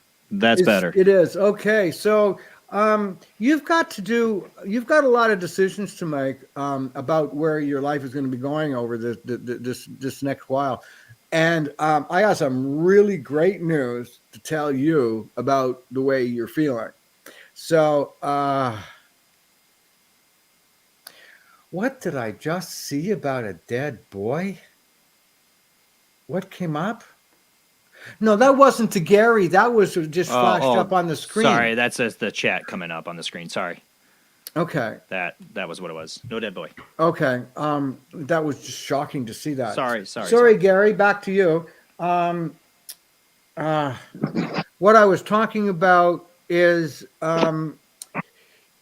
your physical health is starting to make a climb upward. And as you get closer into near Christmas even, your energy level is stronger. You're feeling brighter about the world. And while this is not an absolute for sure, the week between Christmas and New Year's is a rather lucky time if you'd like to take small wagers, and if you buy a lottery ticket or something like that, you could do pretty good. So, Gary, what would you like to know about? Well, I would like to know if you can be so specific what year I will die. Ooh, that's not something. I'm sorry, that's not the type of thing that I would do on the radio or TV, and it's not the thing that I would do off the top of my head. I would have to, before I would do anything like that, I'd have to be connected with you for a considerably long time. I don't know when, but I hope it's a long, long time from now. Yeah, you don't want to know either, do you? I mean, geez, I don't want to know. That's how I feel about it. So thank you very much. Yes. Those health issues, there's a possibility that I'll just pass away within a few years. I get it. That isn't necessarily the case. I usually don't do this type of stuff, and I don't do it on the air. It's too important. Well, he could reach out to you sure, on your website. That's right. You can find me on my website, www.robertlindsymilne.com. And by the way, Gary, thank you very much for calling, and I really do wish you the best of health. I think you're doing a little bit more wishing about your end result, more so than believing you're going to go onward. But on this planet. But thank you for calling, and I'm sending my best to you. and contact them, because when you get into something like that, you definitely want to get the reading, like get a private reading on that, I would say. We don't want to do that kind of stuff on air. All right, thanks for calling in, Gary. Hey, thank you, Robert. Hey, thank you for making the effort. Good luck, my friend. All right, we got the phone lines still blowing up. What was interesting is that what popped up on the screen was somebody. So sorry. Well, what was interesting is, and what was the question that Gary asked? How long was he going to live? Yeah.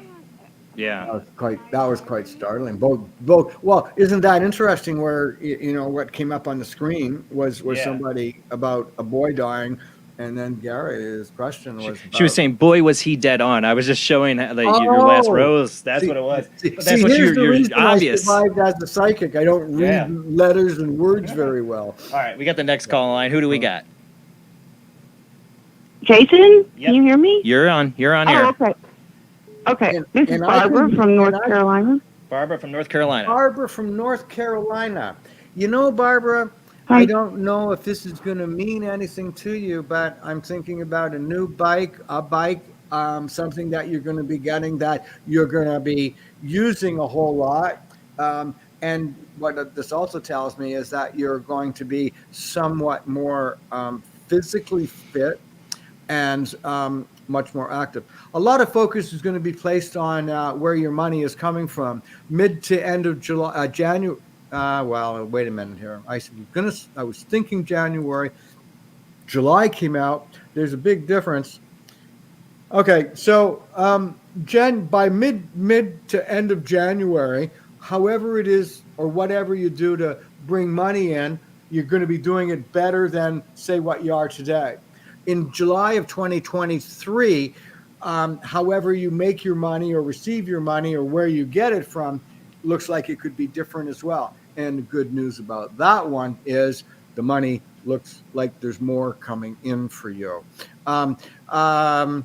If you are regularly in a vehicle, a car, if you drive, even if you're in a regular car and you're sitting in the passenger seat, that vehicle has got some problems with the right front tire. Maybe air needs to be put in, or it's going to, or there's something wrong with the brake wells. Anyway, it doesn't look like you're going to get run over by a dump truck or anything, but that right front tire needs action.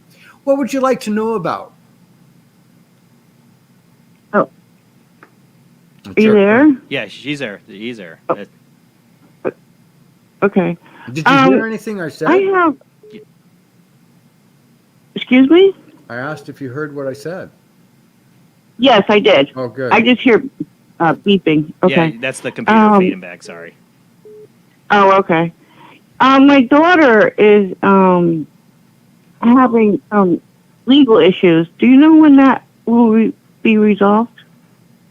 May 1st, 2024. 24. Oh. It's a year and a half from now. Excuse me? It's about a year and a half from now. Wow. Okay. All right. Is there anything else that you would like to ask? Well, yeah. You're right about some things. I have to move, and I was just wondering when you might think I'd be moving. By the time of June of 2023, you will have found another residence that you would be liking, enjoying. You would see it as a step upward. Oh, good. When did you say that? What month?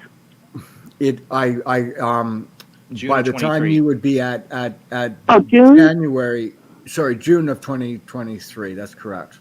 So you're 6 months. Oh, that'd be great. Yeah. All right. Oh, good. Thanks a lot for calling. Thank you so much. You have yourself a great night. Thank you. Thank you. You too. Thank you. Thanks for calling in. Thank you. Thanks, Jason. All right, the phone lines are blowing up. We got another caller, 561 area code. Who do we got? Hello, you there? Hello, I'm here. Okay, you're Hi. on air. And Hi, this is what's your name? This is Michelle, and I'm from West Palm Beach. Just speak a little bit slower for me, Michelle. What is your? Where are you from? West Palm Beach, Florida. Oh, what's it like there right now? We're pretty blessed. It was windy and sunny today. Oh yeah. So what was the temperature?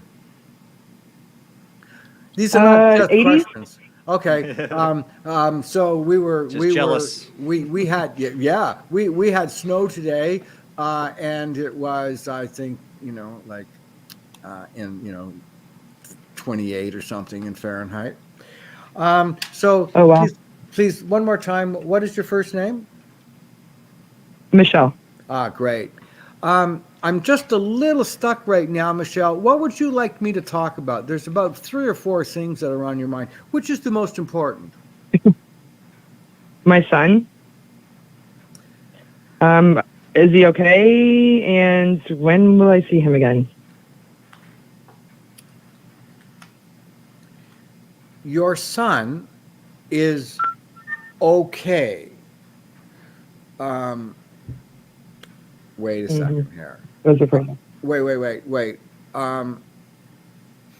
Your son is okay. Did something happen to him a while ago that you would be concerned about?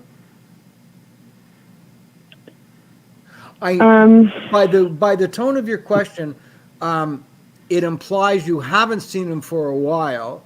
Either you're estranged or he's not on the planet, and I wasn't sure which one is which right now, and I don't want to make a mistake. Right. As far as I know, he's on the planet still. Okay, good. Good. So there have been people trying to keep us apart, and they've been successful. Okay, so how old are you, Michelle? 50. And he's 18. Thank you. Where he is all right. First of all, you will see your son. Second of all, in your lifetime, his lifetime too, you will have a balanced, healthy connection. I would like to say it'll happen tomorrow, but I wouldn't be telling you the truth. However, his state of mind about you has changed significantly. And one of the reasons for that is because somebody has been caught lying or cheating with him, around him, or about him. And that has caused him, even at this young age, to be questioning why these things have been done. And even though he may be physically able to come and see you, like physically able, like he's got the the strength and could do it, he's not ready. You will be. I think that he would be punished. It would be held against him. So. Pardon? I'm sorry, my brother's snoring in the background. I said I think that he would be treated badly if he let them know that he wants to see me. That's right. Okay, so he seems to be held back. However, at 18 years old, you will then connect by the time of his 20th birthday. And okay, that sounds right. It will be warm, but not strongly powerful. Well, it'll be powerful, warm, but very, very hesitant. It is important for you, when you see him, philosophically or in your mind, have your arms open, but don't hug him. Have your arms open in your mind that you're happy that he has come to you, and don't put your arms around him, because he has already been grabbed and dragged away from situations. And he would be very threatened if you did that. Okay. And I know your instinct is going to grab him and hug him and get him close to. But if you do that, he'll run. Wow. By the time your son is 22, you'll have a good working relationship. Okay. By the time you're 24, he'll be around you, living next to you, or beside you, or with you. Okay. When he's 27, you'll be holding his son in your arms. Wow. Thank you so much for calling, and good luck. Thank you. Thank you. Have a great Very night. much. Thank you. Bye-bye. People still trying to call in. Let's see. Oh, this is going all night. Yeah. Oh, but it's like they have to find the right moment to call in, because they all call in when somebody else is on the line, and it's a little delayed. Was that one? See, sometimes it likes that. See, there's too many calling in at once. Yes, that's fine. Are you doing okay with your energy right now? What did I just hear? Are you doing okay with your energy right now? Yeah, who am I speaking to? I'm just looking at me thinking, boy, how are sorry, you? I had you up so far. Jamie in the back. Oh, yeah, I'm ready. Great, we can do a few more. Okay, I'm seeing if I can get a Unless call you're somebody getting back. bored, because you know. Oh no, I just want to make sure you're doing okay. Sure, I'll dang it. if I'm gonna burn out, I'll just fall on the floor, and I'll just Trying to get the playing. numbers. I'm just joking. See, when I'm doing readings, like I'm totally focused on that, and I'm not really telling stories or about being psychic. I'm doing it, and I just get focused on that, and then when I'm not actually doing the readings, there's nothing going on between my ears. All right, I'm trying to get get it out. It's okay. All right, I think I got somebody on the line. My voicemail. Nope. Voicemail. Okay. Yeah, because I'm trying. So, they're calling in all at the same time. when I was about 21, when I left working at the tea room, and I was living in this flea bag hotel in squalor, I looked around and thought, this is not what I have in mind for me to do this work. And I thought, what could I do that would get people's attention besides being at the tea room? Because I hated that after a while too.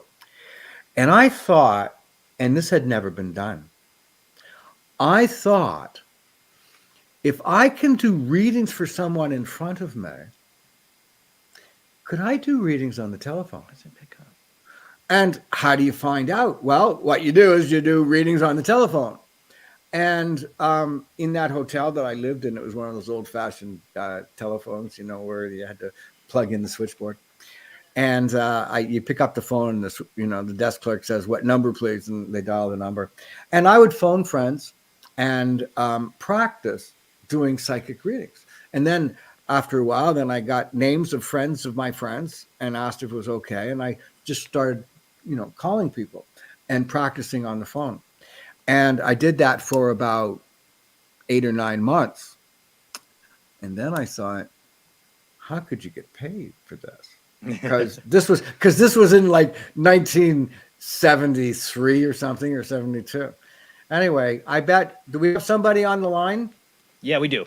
I'll finish that story shortly about how I did it. You're on the air. Who do we got? This is Brenna. Brenna, thanks for calling in. Love your name. Where are you from, Brenna? Thank you. I'm from Minnesota. Oh, great. Thank you so much for calling. There is something that I would just like you to be a little bit careful of. As I was just sensing your energy, and particularly right around your shoulders and up through your neck, and I was just feeling all that tension, and maybe even a couple of vertebrae out of alignment. I hope that's not who I'm seeing as you, but if it is, that's what I was sensing around you. Be a little bit careful. A osteopath, a chiropractor, someone that does manipulation could help you in your neck as well on your back. There is someone, not you directly, that's struggling with a heart problem. Is this a broken heart, literally, or broken heart physically, figuratively speaking, broken heart physically. All right, so there's someone near you or around you that's been struggling with blood pressure and with heart problems. Good news about that is I don't see anyone real close to you dying in the immediate future of a heart attack or anything else besides that. You're also going to be going on a journey. Sorry, what state are you? Oh yes, Minnesota. For some reason, I'm seeing you going away from the city of Minnesota. I think I guess you have to go around somewhere, and then in a northerly and westerly direction from where you live. I don't know why you're doing that. And what else would you like to know about? Well, I have just a couple of things that have changed career-wise has What do you changed do? in my life, and medically, I had a question. So okay. you pick. So no, you pick. Let's go with my career. And what would you like to know? Well, I'm just kind of. Pardon me? I said this is the question time. Pardon my familiarity. I said this is the question time, sweetie. All right, this is the question time for you. Yeah. All right, I won't be like that anymore. Okay. Sorry. Yeah, well, I just recently, changed the way I'm doing my career. I'm a teacher, and I resigned from my previous job. I'm substitute teaching right now, just looking to see if there's anything permanent in my future, or if Did I'm going to you continue do the doing Johnny what I do. Paycheck thing and say, "Take this job and shove it. I ain't working here no more"? Did you do that? I did. Did it feel good? It felt so good. Way to go. So here's the thing. You're going to be doing this on-call type teaching for a while. And that's okay. You're going to be able to get by, It's not like you're going to go broke or run short or get hungry or anything like that. And you're going to do that. And by the next school year season, I guess that would be the fall, before the end of June, okay, you could be hired at a professional institution or a higher, not a public school, but one that would be a little bit higher up.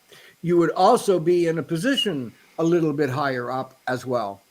That's going to be literally and figuratively speaking. It looks like you're going to be sitting at a higher desk and a higher chair, and you're going to be in a higher position, and you'll be making more money, and you're going to be in a position of authority as well, assistant or something. So, what's the other question? We've got time for that one too. Just medically, I have a procedure that will be done in about a week and a half, which What do you is do? what I'm traveling for. You said. Oh, okay. What are you having done? I won't tell anybody. I'm having no, that's okay. It's a dental procedure. Oh, is it like an implant? Yeah. Mm-hmm. Literally an implant? Literally. I have some implants, but I'm just having them looked at. Oh, that's all you're doing? Because there could be well, here's the good news. On that new job that you're going to be getting, that's going to be paying you a whole lot more bread, you're also going to have a couple of more implants done, and you're going to be able to just pay for it and think, wow, that was a deal. Okay, so the answer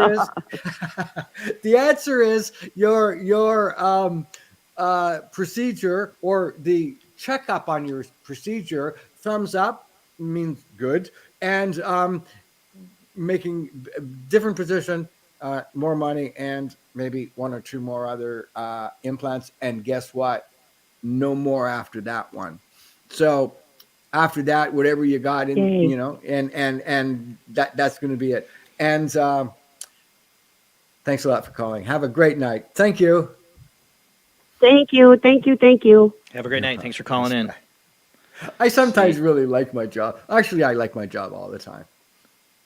Well, See most if of the I can time. get this next one.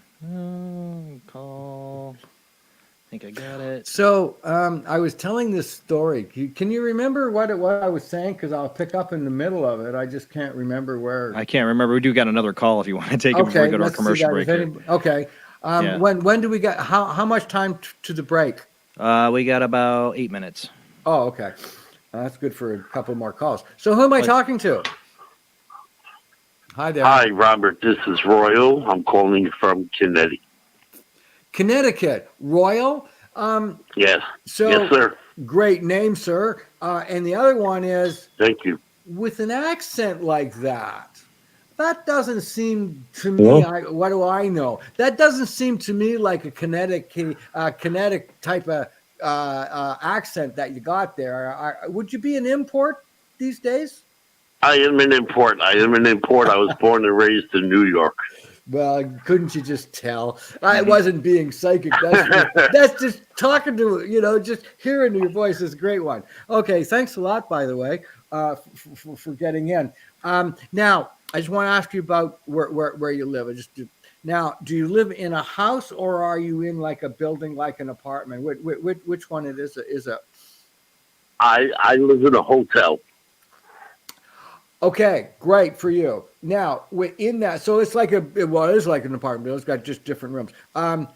What I was going to talk about is the brickwork, or how the cool air, or how air was coming into your residence. That's why I was asking where were you? Because it just feels like it's windy or air getting in that maybe you might not want to have. The other thing is that in about a year, maybe a bit more, you could be at another location. Now, living at a hotel, there's a lot of people around you. You just might not know that many because you're in a hotel. In a year and a half, you're actually going to be living with people, not knowing nearly as many by sight as you do, but living around people and being involved with people on a really close level. I just want to suggest that you may need to make friends with oranges and limes and lemons because you need some vitamin C. You're prone to getting the sniffles, respiratory issues, things like that. Vitamin C is a pretty good thing for you to be doing. What would you like to know about? Basically, I guess the relationship with my daughter, very, very close, sir. We do love each other very much, but we're so apart we barely see each other. Will I be living closer to her? Where is she? She's in New York still. She's still in New York. She's not going to be. She's over 2.5 hours away by car. That's a long hoof, my friend. I don't see her living in Connecticut with you or in the hotel, but I do see you and her living very close together, if not together. That goes pretty much the way I described where I saw where you were going to be living before you asked the question.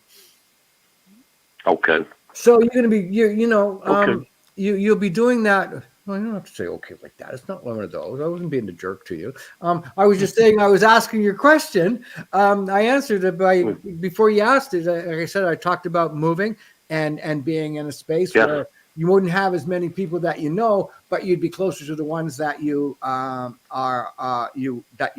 Like, so I was saying you having more close friends or connections. So that's wonderful.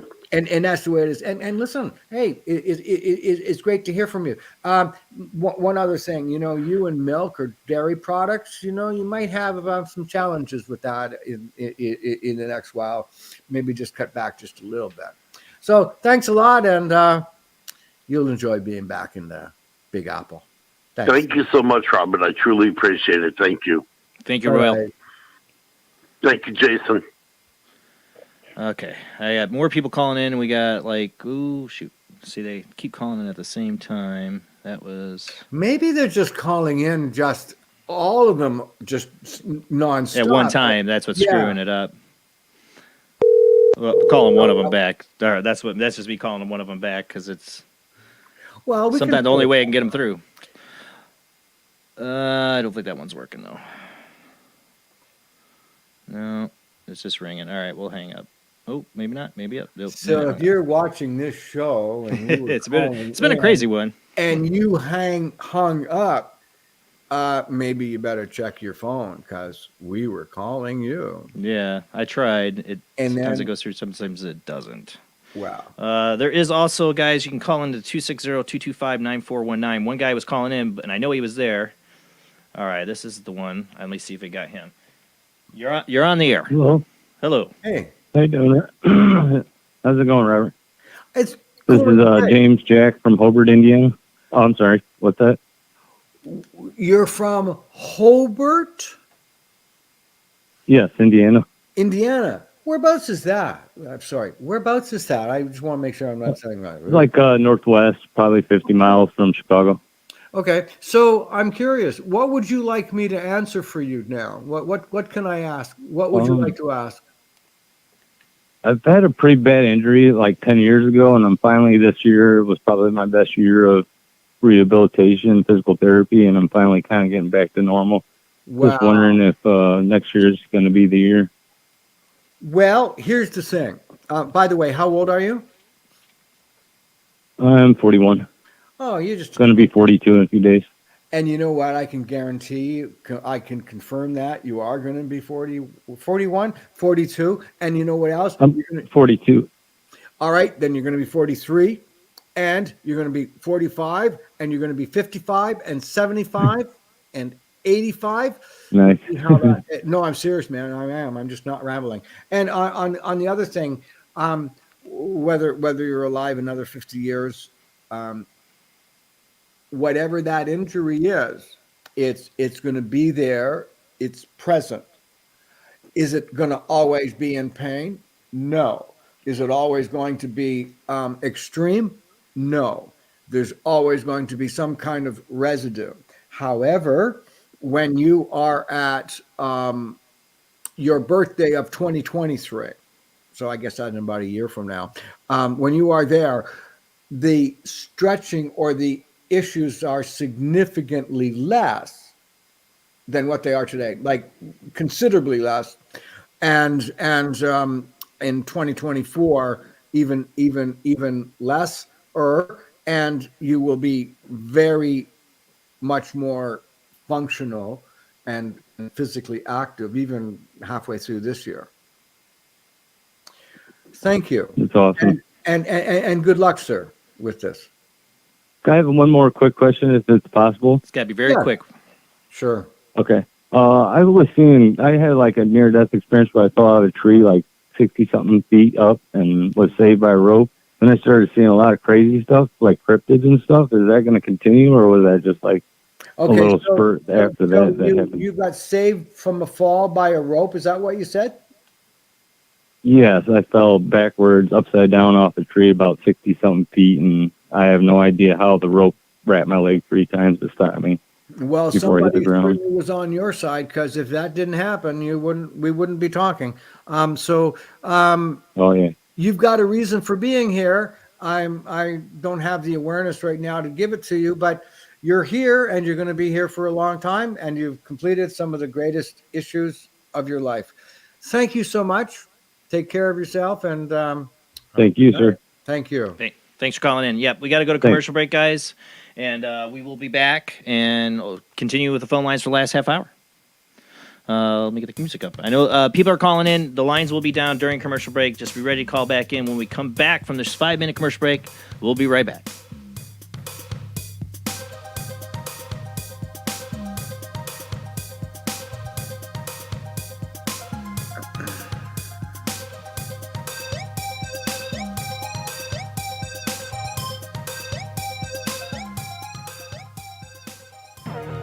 Intercepted transmission of unknown origin. Transmission? Out here? SOS. Human. Unknown. Alien. Certificate X. Exclusive engagement at the Odeon Leicester Square. Now.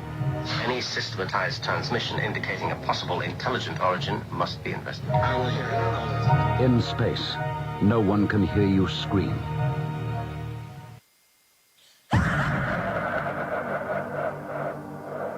If you are interested in discovering the truth about the paranormal and want to hear from leading researchers in the field, Join Justin Brown on his 3 weekly shows named My Paranormal Soapbox, Necromancer Live Show, and the Supernatural Symposium, live on Facebook, YouTube, and InterfaceDeath.net. This is an APAC studio presentation. Hi, I'm Barry, owner-operator of Barry's Barometer Barn. Lately, I bet you've been lying awake at night asking yourself, how many barometers do I really need? Well, at Barry's Barometer Barn, we think you need more than one. Otherwise, we're gonna go out of business. Remember, at Barry's Barometer Barn, we don't know the meaning of high-pressure sales. Come on, folks, buy another barometer. I'm trying to put my kids through college, I've got a family to support, and a secret mistress who isn't cheap. Visit Barry's Barometer Barn, 000 Storm Drive. Come on, folks, buy a barometer. I'm Barry's older brother, Larry, and every time one of you people walk past the store without coming in, Barry beats me.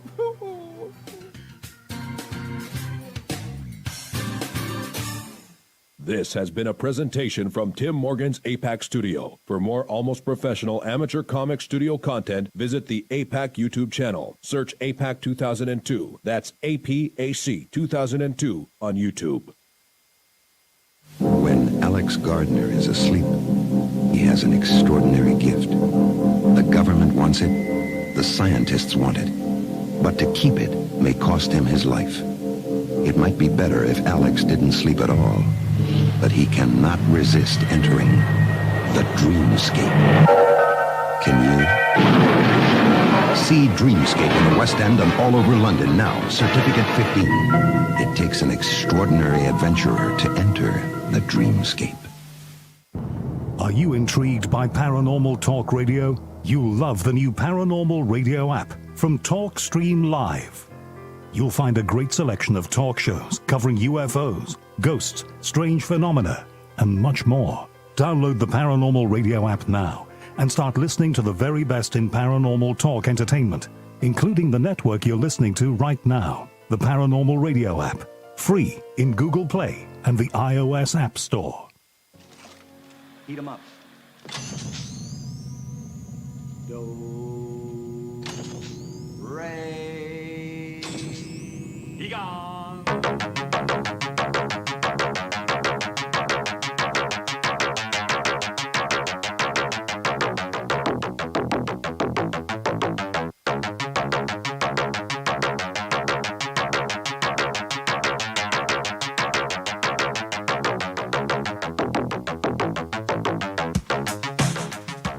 You're listening to the Paranormal Soup, bringing you the weird every Sunday night. Call into the show and join the discussion.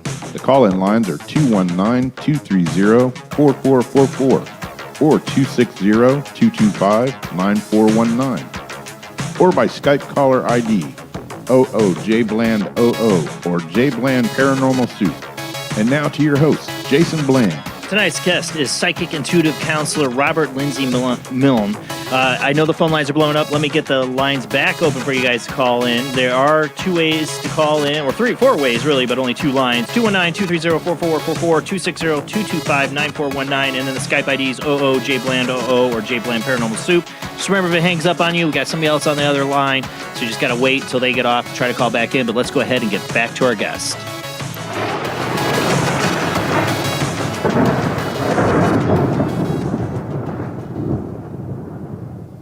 One of the problems I have is that they're all calling in at the same time, so then it doesn't want to take any of the calls if it's like they're at the exact same time. I'm going to see if I can call one of them back. Just remember, if you do call in, I might try calling you back.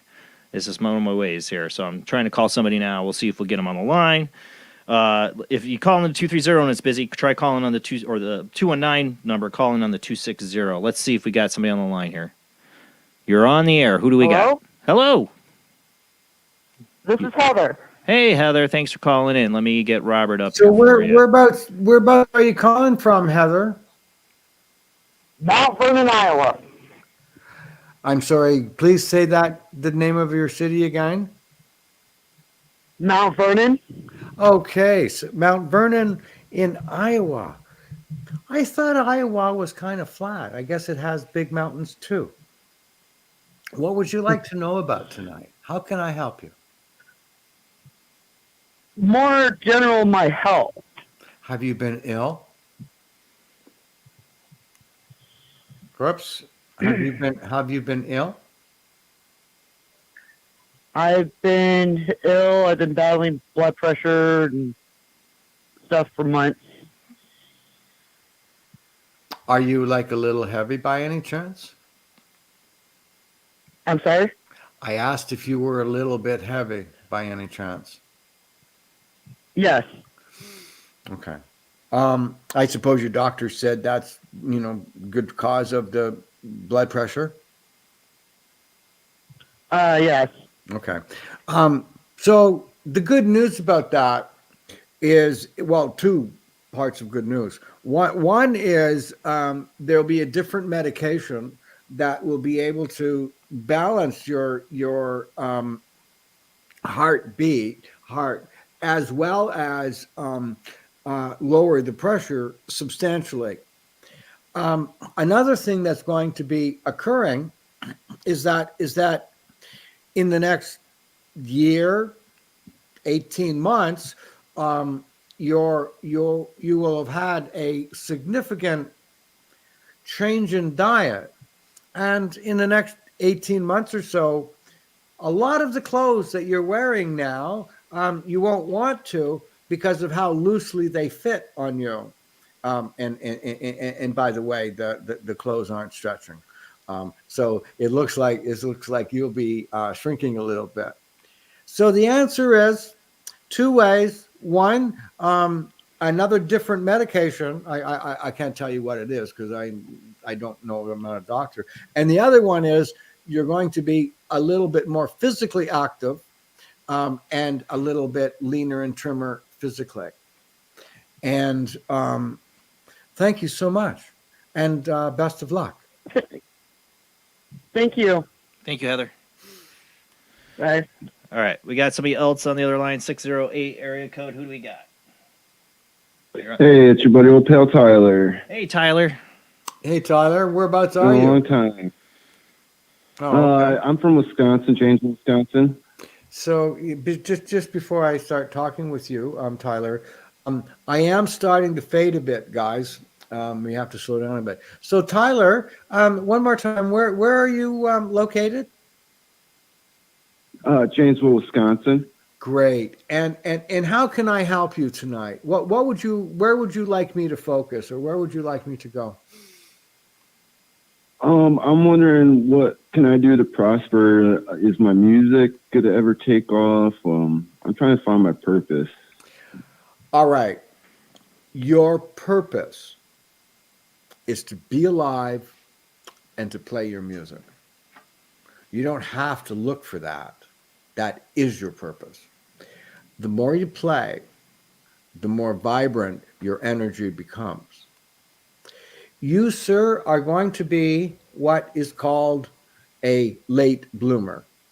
But this isn't just a late bloomer as in being a musician. This is, or an artist. This is a late bloomer as a person in your life. And what that means in the most simplistic way is that you go through, as you get older, your life gets better.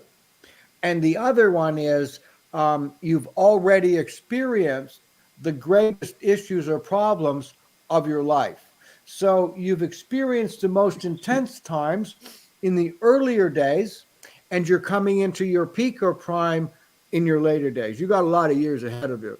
By the time you would be at your 2.5 years from this date, which would bring us, I suppose, in the spring or the summer of 2025, I think so, or 2024. Anyway, 2.5 years from now, you'll be finding that there's been something you played that is bringing in a revenue. You're also going to be finding that you'll be playing with a keyboard player, another one, or and a rhythm too. And here's the other thing. I turned 73 last summer. And over the last 20 years, I had a goal that that people said I couldn't do. And that goal was to appear on a certain show. And everybody's heard of it. It's called Coast to Coast. But in order to get on that show, you had to have a book. Well, I have trouble reading and writing. But I vowed I would never give up. 2 weeks ago, on a Thursday night, I appeared on Coast to Coast. And after 20 years of belief, I never gave up. And don't you ever give up. Never give up. Just keep playing. You'll find your way, my friend. Thank you.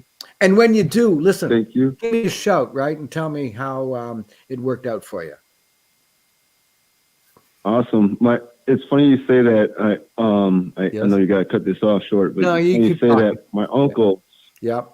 My uncles, when they hit their 40s, that's when their lives changed. They went through all this turmoil, and my dad said that's what's going to happen to me. And just proved my dad right. Yeah. So you see, you are a late bloomer. And you know, as one late bloomer to another, you know, after 50 years on the job, I'm an overnight success. Now, from one late bloomer to another, I'm glad I'm peaking now than when I was a young guy like you.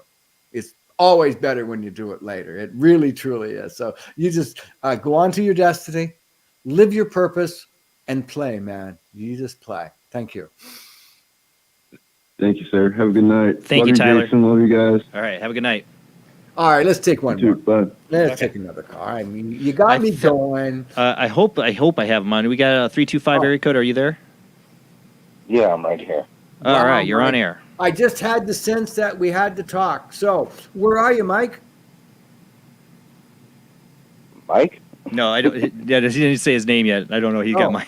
Oh, I'm sorry. Where did I hear Mike from? I don't know. Oh, microphone. Anyway, Maybe. What is it? So, all right. What is it? What's your name? My name is Rob. Okay. Okay. So, what would you like to know, Rob? How can I help? Well, I'm calling from Texas, and I was wanting to find out some information about whether or not the story project that I'm working on is even going to go through. I've been dealing with. What project? What's Rob? that? What project are you? Story. A story. A series. Oh, you're writing a story, or a series of stories for print or for video, like a play or a movie. Because for print. For print. Well, the answer to that question is yes, you will, but extended. It could be done as a video as well. Once again, what I had said to the last person and then to you, never give up. You'll do it, you'll accomplish it, and you're less than 3 years away from completing that, the written part. And when it gets published, it'll be picked up by a regular publisher rather than you having to publish it yourself. I don't know if it'll make a lot of bread, but it certainly will get a lot of coverage and recognition. And your second book will be the second story that you write will be the one that brings in your recognition. So you're saying this first one's going to take me about another 3 years? The way of an author. Man, I've been working on it since 2011. Hey, I'm right there with you with the stuff I've tried to write. Well, man. Okay, good luck. Hey, sometimes you write it and then you rewrite it. Right. So my job isn't, excuse me, I just want to interject here. My job isn't to tell you what you think you should get. My job is sharing with you what I see you will get. Right. If you don't like it or disagree with it, that's great. Follow what you feel. No, I'm fine with what you're telling me. Oh, okay. Well, shoot, you got to have patience. Right. So, Now, I always look at the farthest point away in time, because when measuring time, it's a lot like trying to measure the distance between two objects in a mirror. You know the objects are there, but depending upon the angle with which you see them or looking into the mirror will determine how far apart they appear. And that's the way time is often like. And a slight miscalculation in the overall scheme of things, a slight calculation can knock you off past 50 years. So I always look for the farthest point in time, add a little bit, and then give that. So I said by 3 years from now, maybe you can finish it, on the end of the year. No, you won't be able to finish it at the end of this year. But you could at the end of 2023. Right. Yeah, I was told by a medium earlier this year that if I didn't, do it by the end of this year, then I never would. That's not true, man. You do it anytime you want. Right. You can do it in 10 years. Story isn't going anywhere. I refuse to accept what he said. Right. You don't have to slow this down. You can speed it up. Whatever it is, one of your purposes is to have this done. You can do it the way you're doing it, or you can do it faster. You're the one in charge. And I disagree with the medium. You can wait 5 years from now and you still have it done. Thanks for disagreeing with him. Yeah, well, it feels a lot better. Yeah, although I believe what they were saying, and I almost never question what someone in my field does. But I think maybe that person was motivating you. If you hadn't gotten, if you don't do it by now, you're never going to do it. Well, I disagree. Right. You still can. Right. And you've only got a couple of rewrites to do in terms of chapters. You're not that far away. Are you a little afraid of publishing it because it might flop? I don't know what I'm afraid of. Yeah, because you're holding yourself back, right? Yeah, I have that feeling, and I'm pretty sure of it. I'm trying to break the fear. Did you know that Hemingway got up every morning and sat down at 6 o'clock, and he sat in front of the typewriter till noon, and he sat there and he typed? Well, sometimes he would sit down and write and sit there for 6 hours and then say the hell with it and go to lunch and get drunk. But he always started at 6 o'clock in the morning. And that's right. That's how I feel sometimes. Yeah, well, do it, because that way not you'll the drunk get it part. done. Yeah, not the drunk part. Not the drunk part. That's not the drunk part. Okay, so listen, get started. I will. Do a month's work on your book. Wait, now I got a deal for you. Do a month's work on your book. And I don't mean like a month's work every day, like a couple of minutes. Do a decent day's work for a month. I'll do a free reading for you, but you got to prove, and they usually cost $200, and you got to prove you've done the work.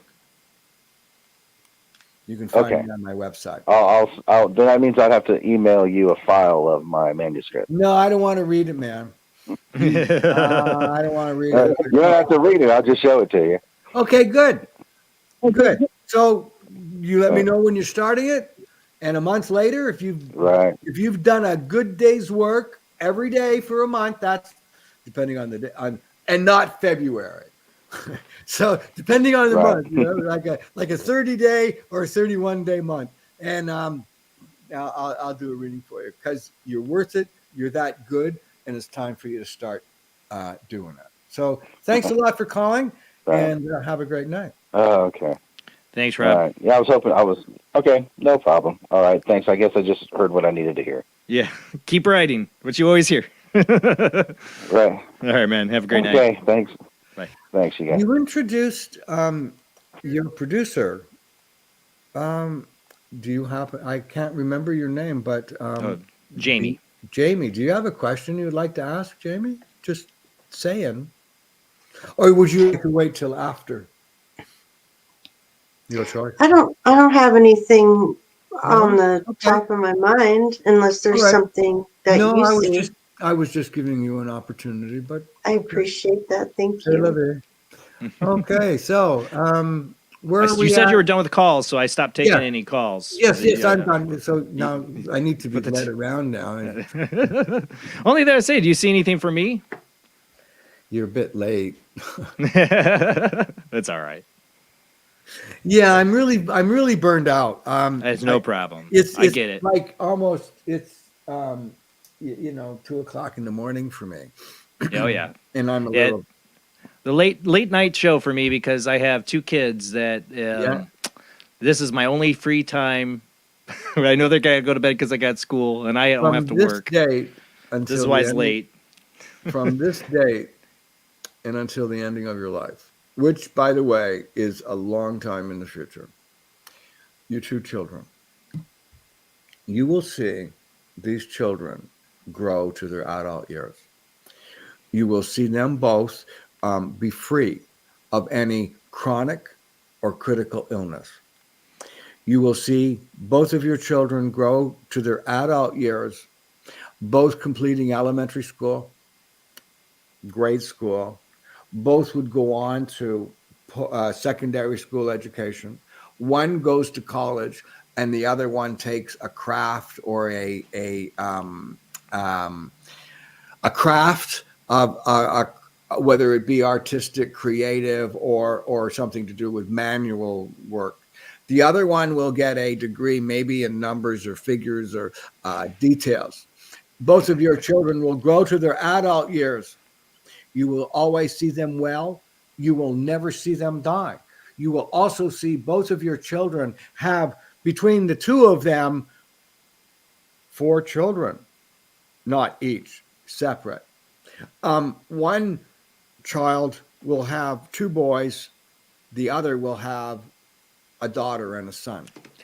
The other thing that's really cool about this is that you'll get along with both in-laws, your daughter-in-law, daughters-in-law, or daughters or sons-in-law. You'll get along really good, and you'll get along with the first child's partner's parents. The other one's okay, but that's because one of them will live away from a fairly long way, won't have the opportunity to connect. You can see Jamie crying in the background because I am the epitome of a worrywart parent, and Jamie knows, like, if there was one question I had to ask about my future in the universe, you just answered it, because I could care about anything else in life. I got a feeling Jamie feels a little bit like that too, but just a guess. She knows that's my main thing. Like, I don't care what happens to me in life. I don't care if this show ever goes any farther than it does or whatever. I could care. All I care about is being able to see my kids live their full life and be there to see grandkids and all that, and just to see that. That's how old number are one you? wish. 43. How old is your oldest child? 11. I have 2 boys. Yeah. 11 and 6. Yeah. Okay. Hold on. 30. So, 20 years from now, 31, you'll be 61. You'll have at least one grandchild by then. I'm not in a rush for that. Yeah, I just want to see it. What I was looking for was grandchildren, and you'll see 2 of them. That's all I could ask. That's all I could ask out of life. And Jamie knows it. That's what I always say. It's the most important thing to me is them. You know. The one thing that if he could have heard one thing, that was it. You seem to have liked it too. Obviously, because she knows. Right. Apparently you're pretty close. So by your reaction, Jamie, you seem really connected to the children too. She hears my worry too. My worrywardness, and tries to calm my brain down. So that's because in another existence, you were captured. It was in Britain in the 1700s, and you were in a pub somewhere and having a drink or something, and the sailors came in, hit you over the head, and the next thing you knew, you woke up on the boat, the ship, out to sail, and that's how you ended up in the British Navy, and in a storm, your ship was sunk, and you you may have the issue overcoming being around water or things like that, and it's a direct result of that. Yeah. Oh yeah. In another existence, you also were strangled or hung or died by something around your neck. Wow. Well, Jamie.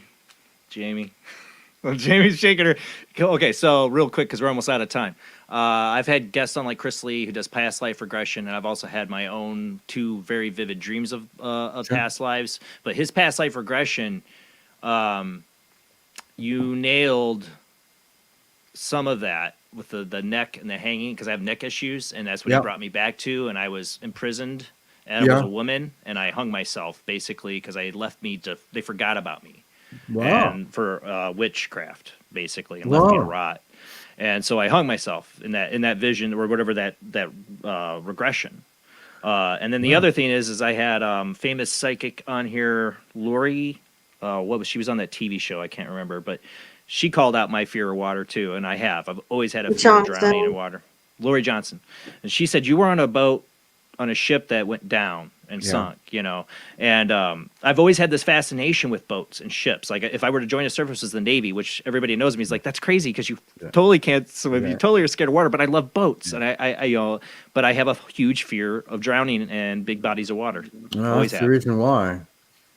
Wow, that is really interesting. Now you don't have to have that fear anymore if you just want to release it.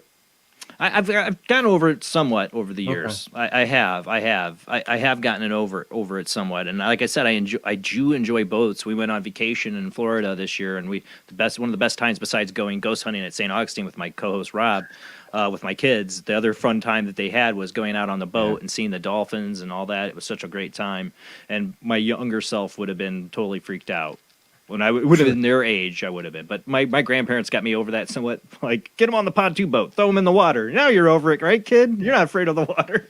Yeah, it didn't totally work out that way, but eventually I got over it. But I know, even still now, I look at a big, deep body of water, and I get that, my skin crawls sometimes. Yeah, that darkness when you look into it. Yeah, that's really weird.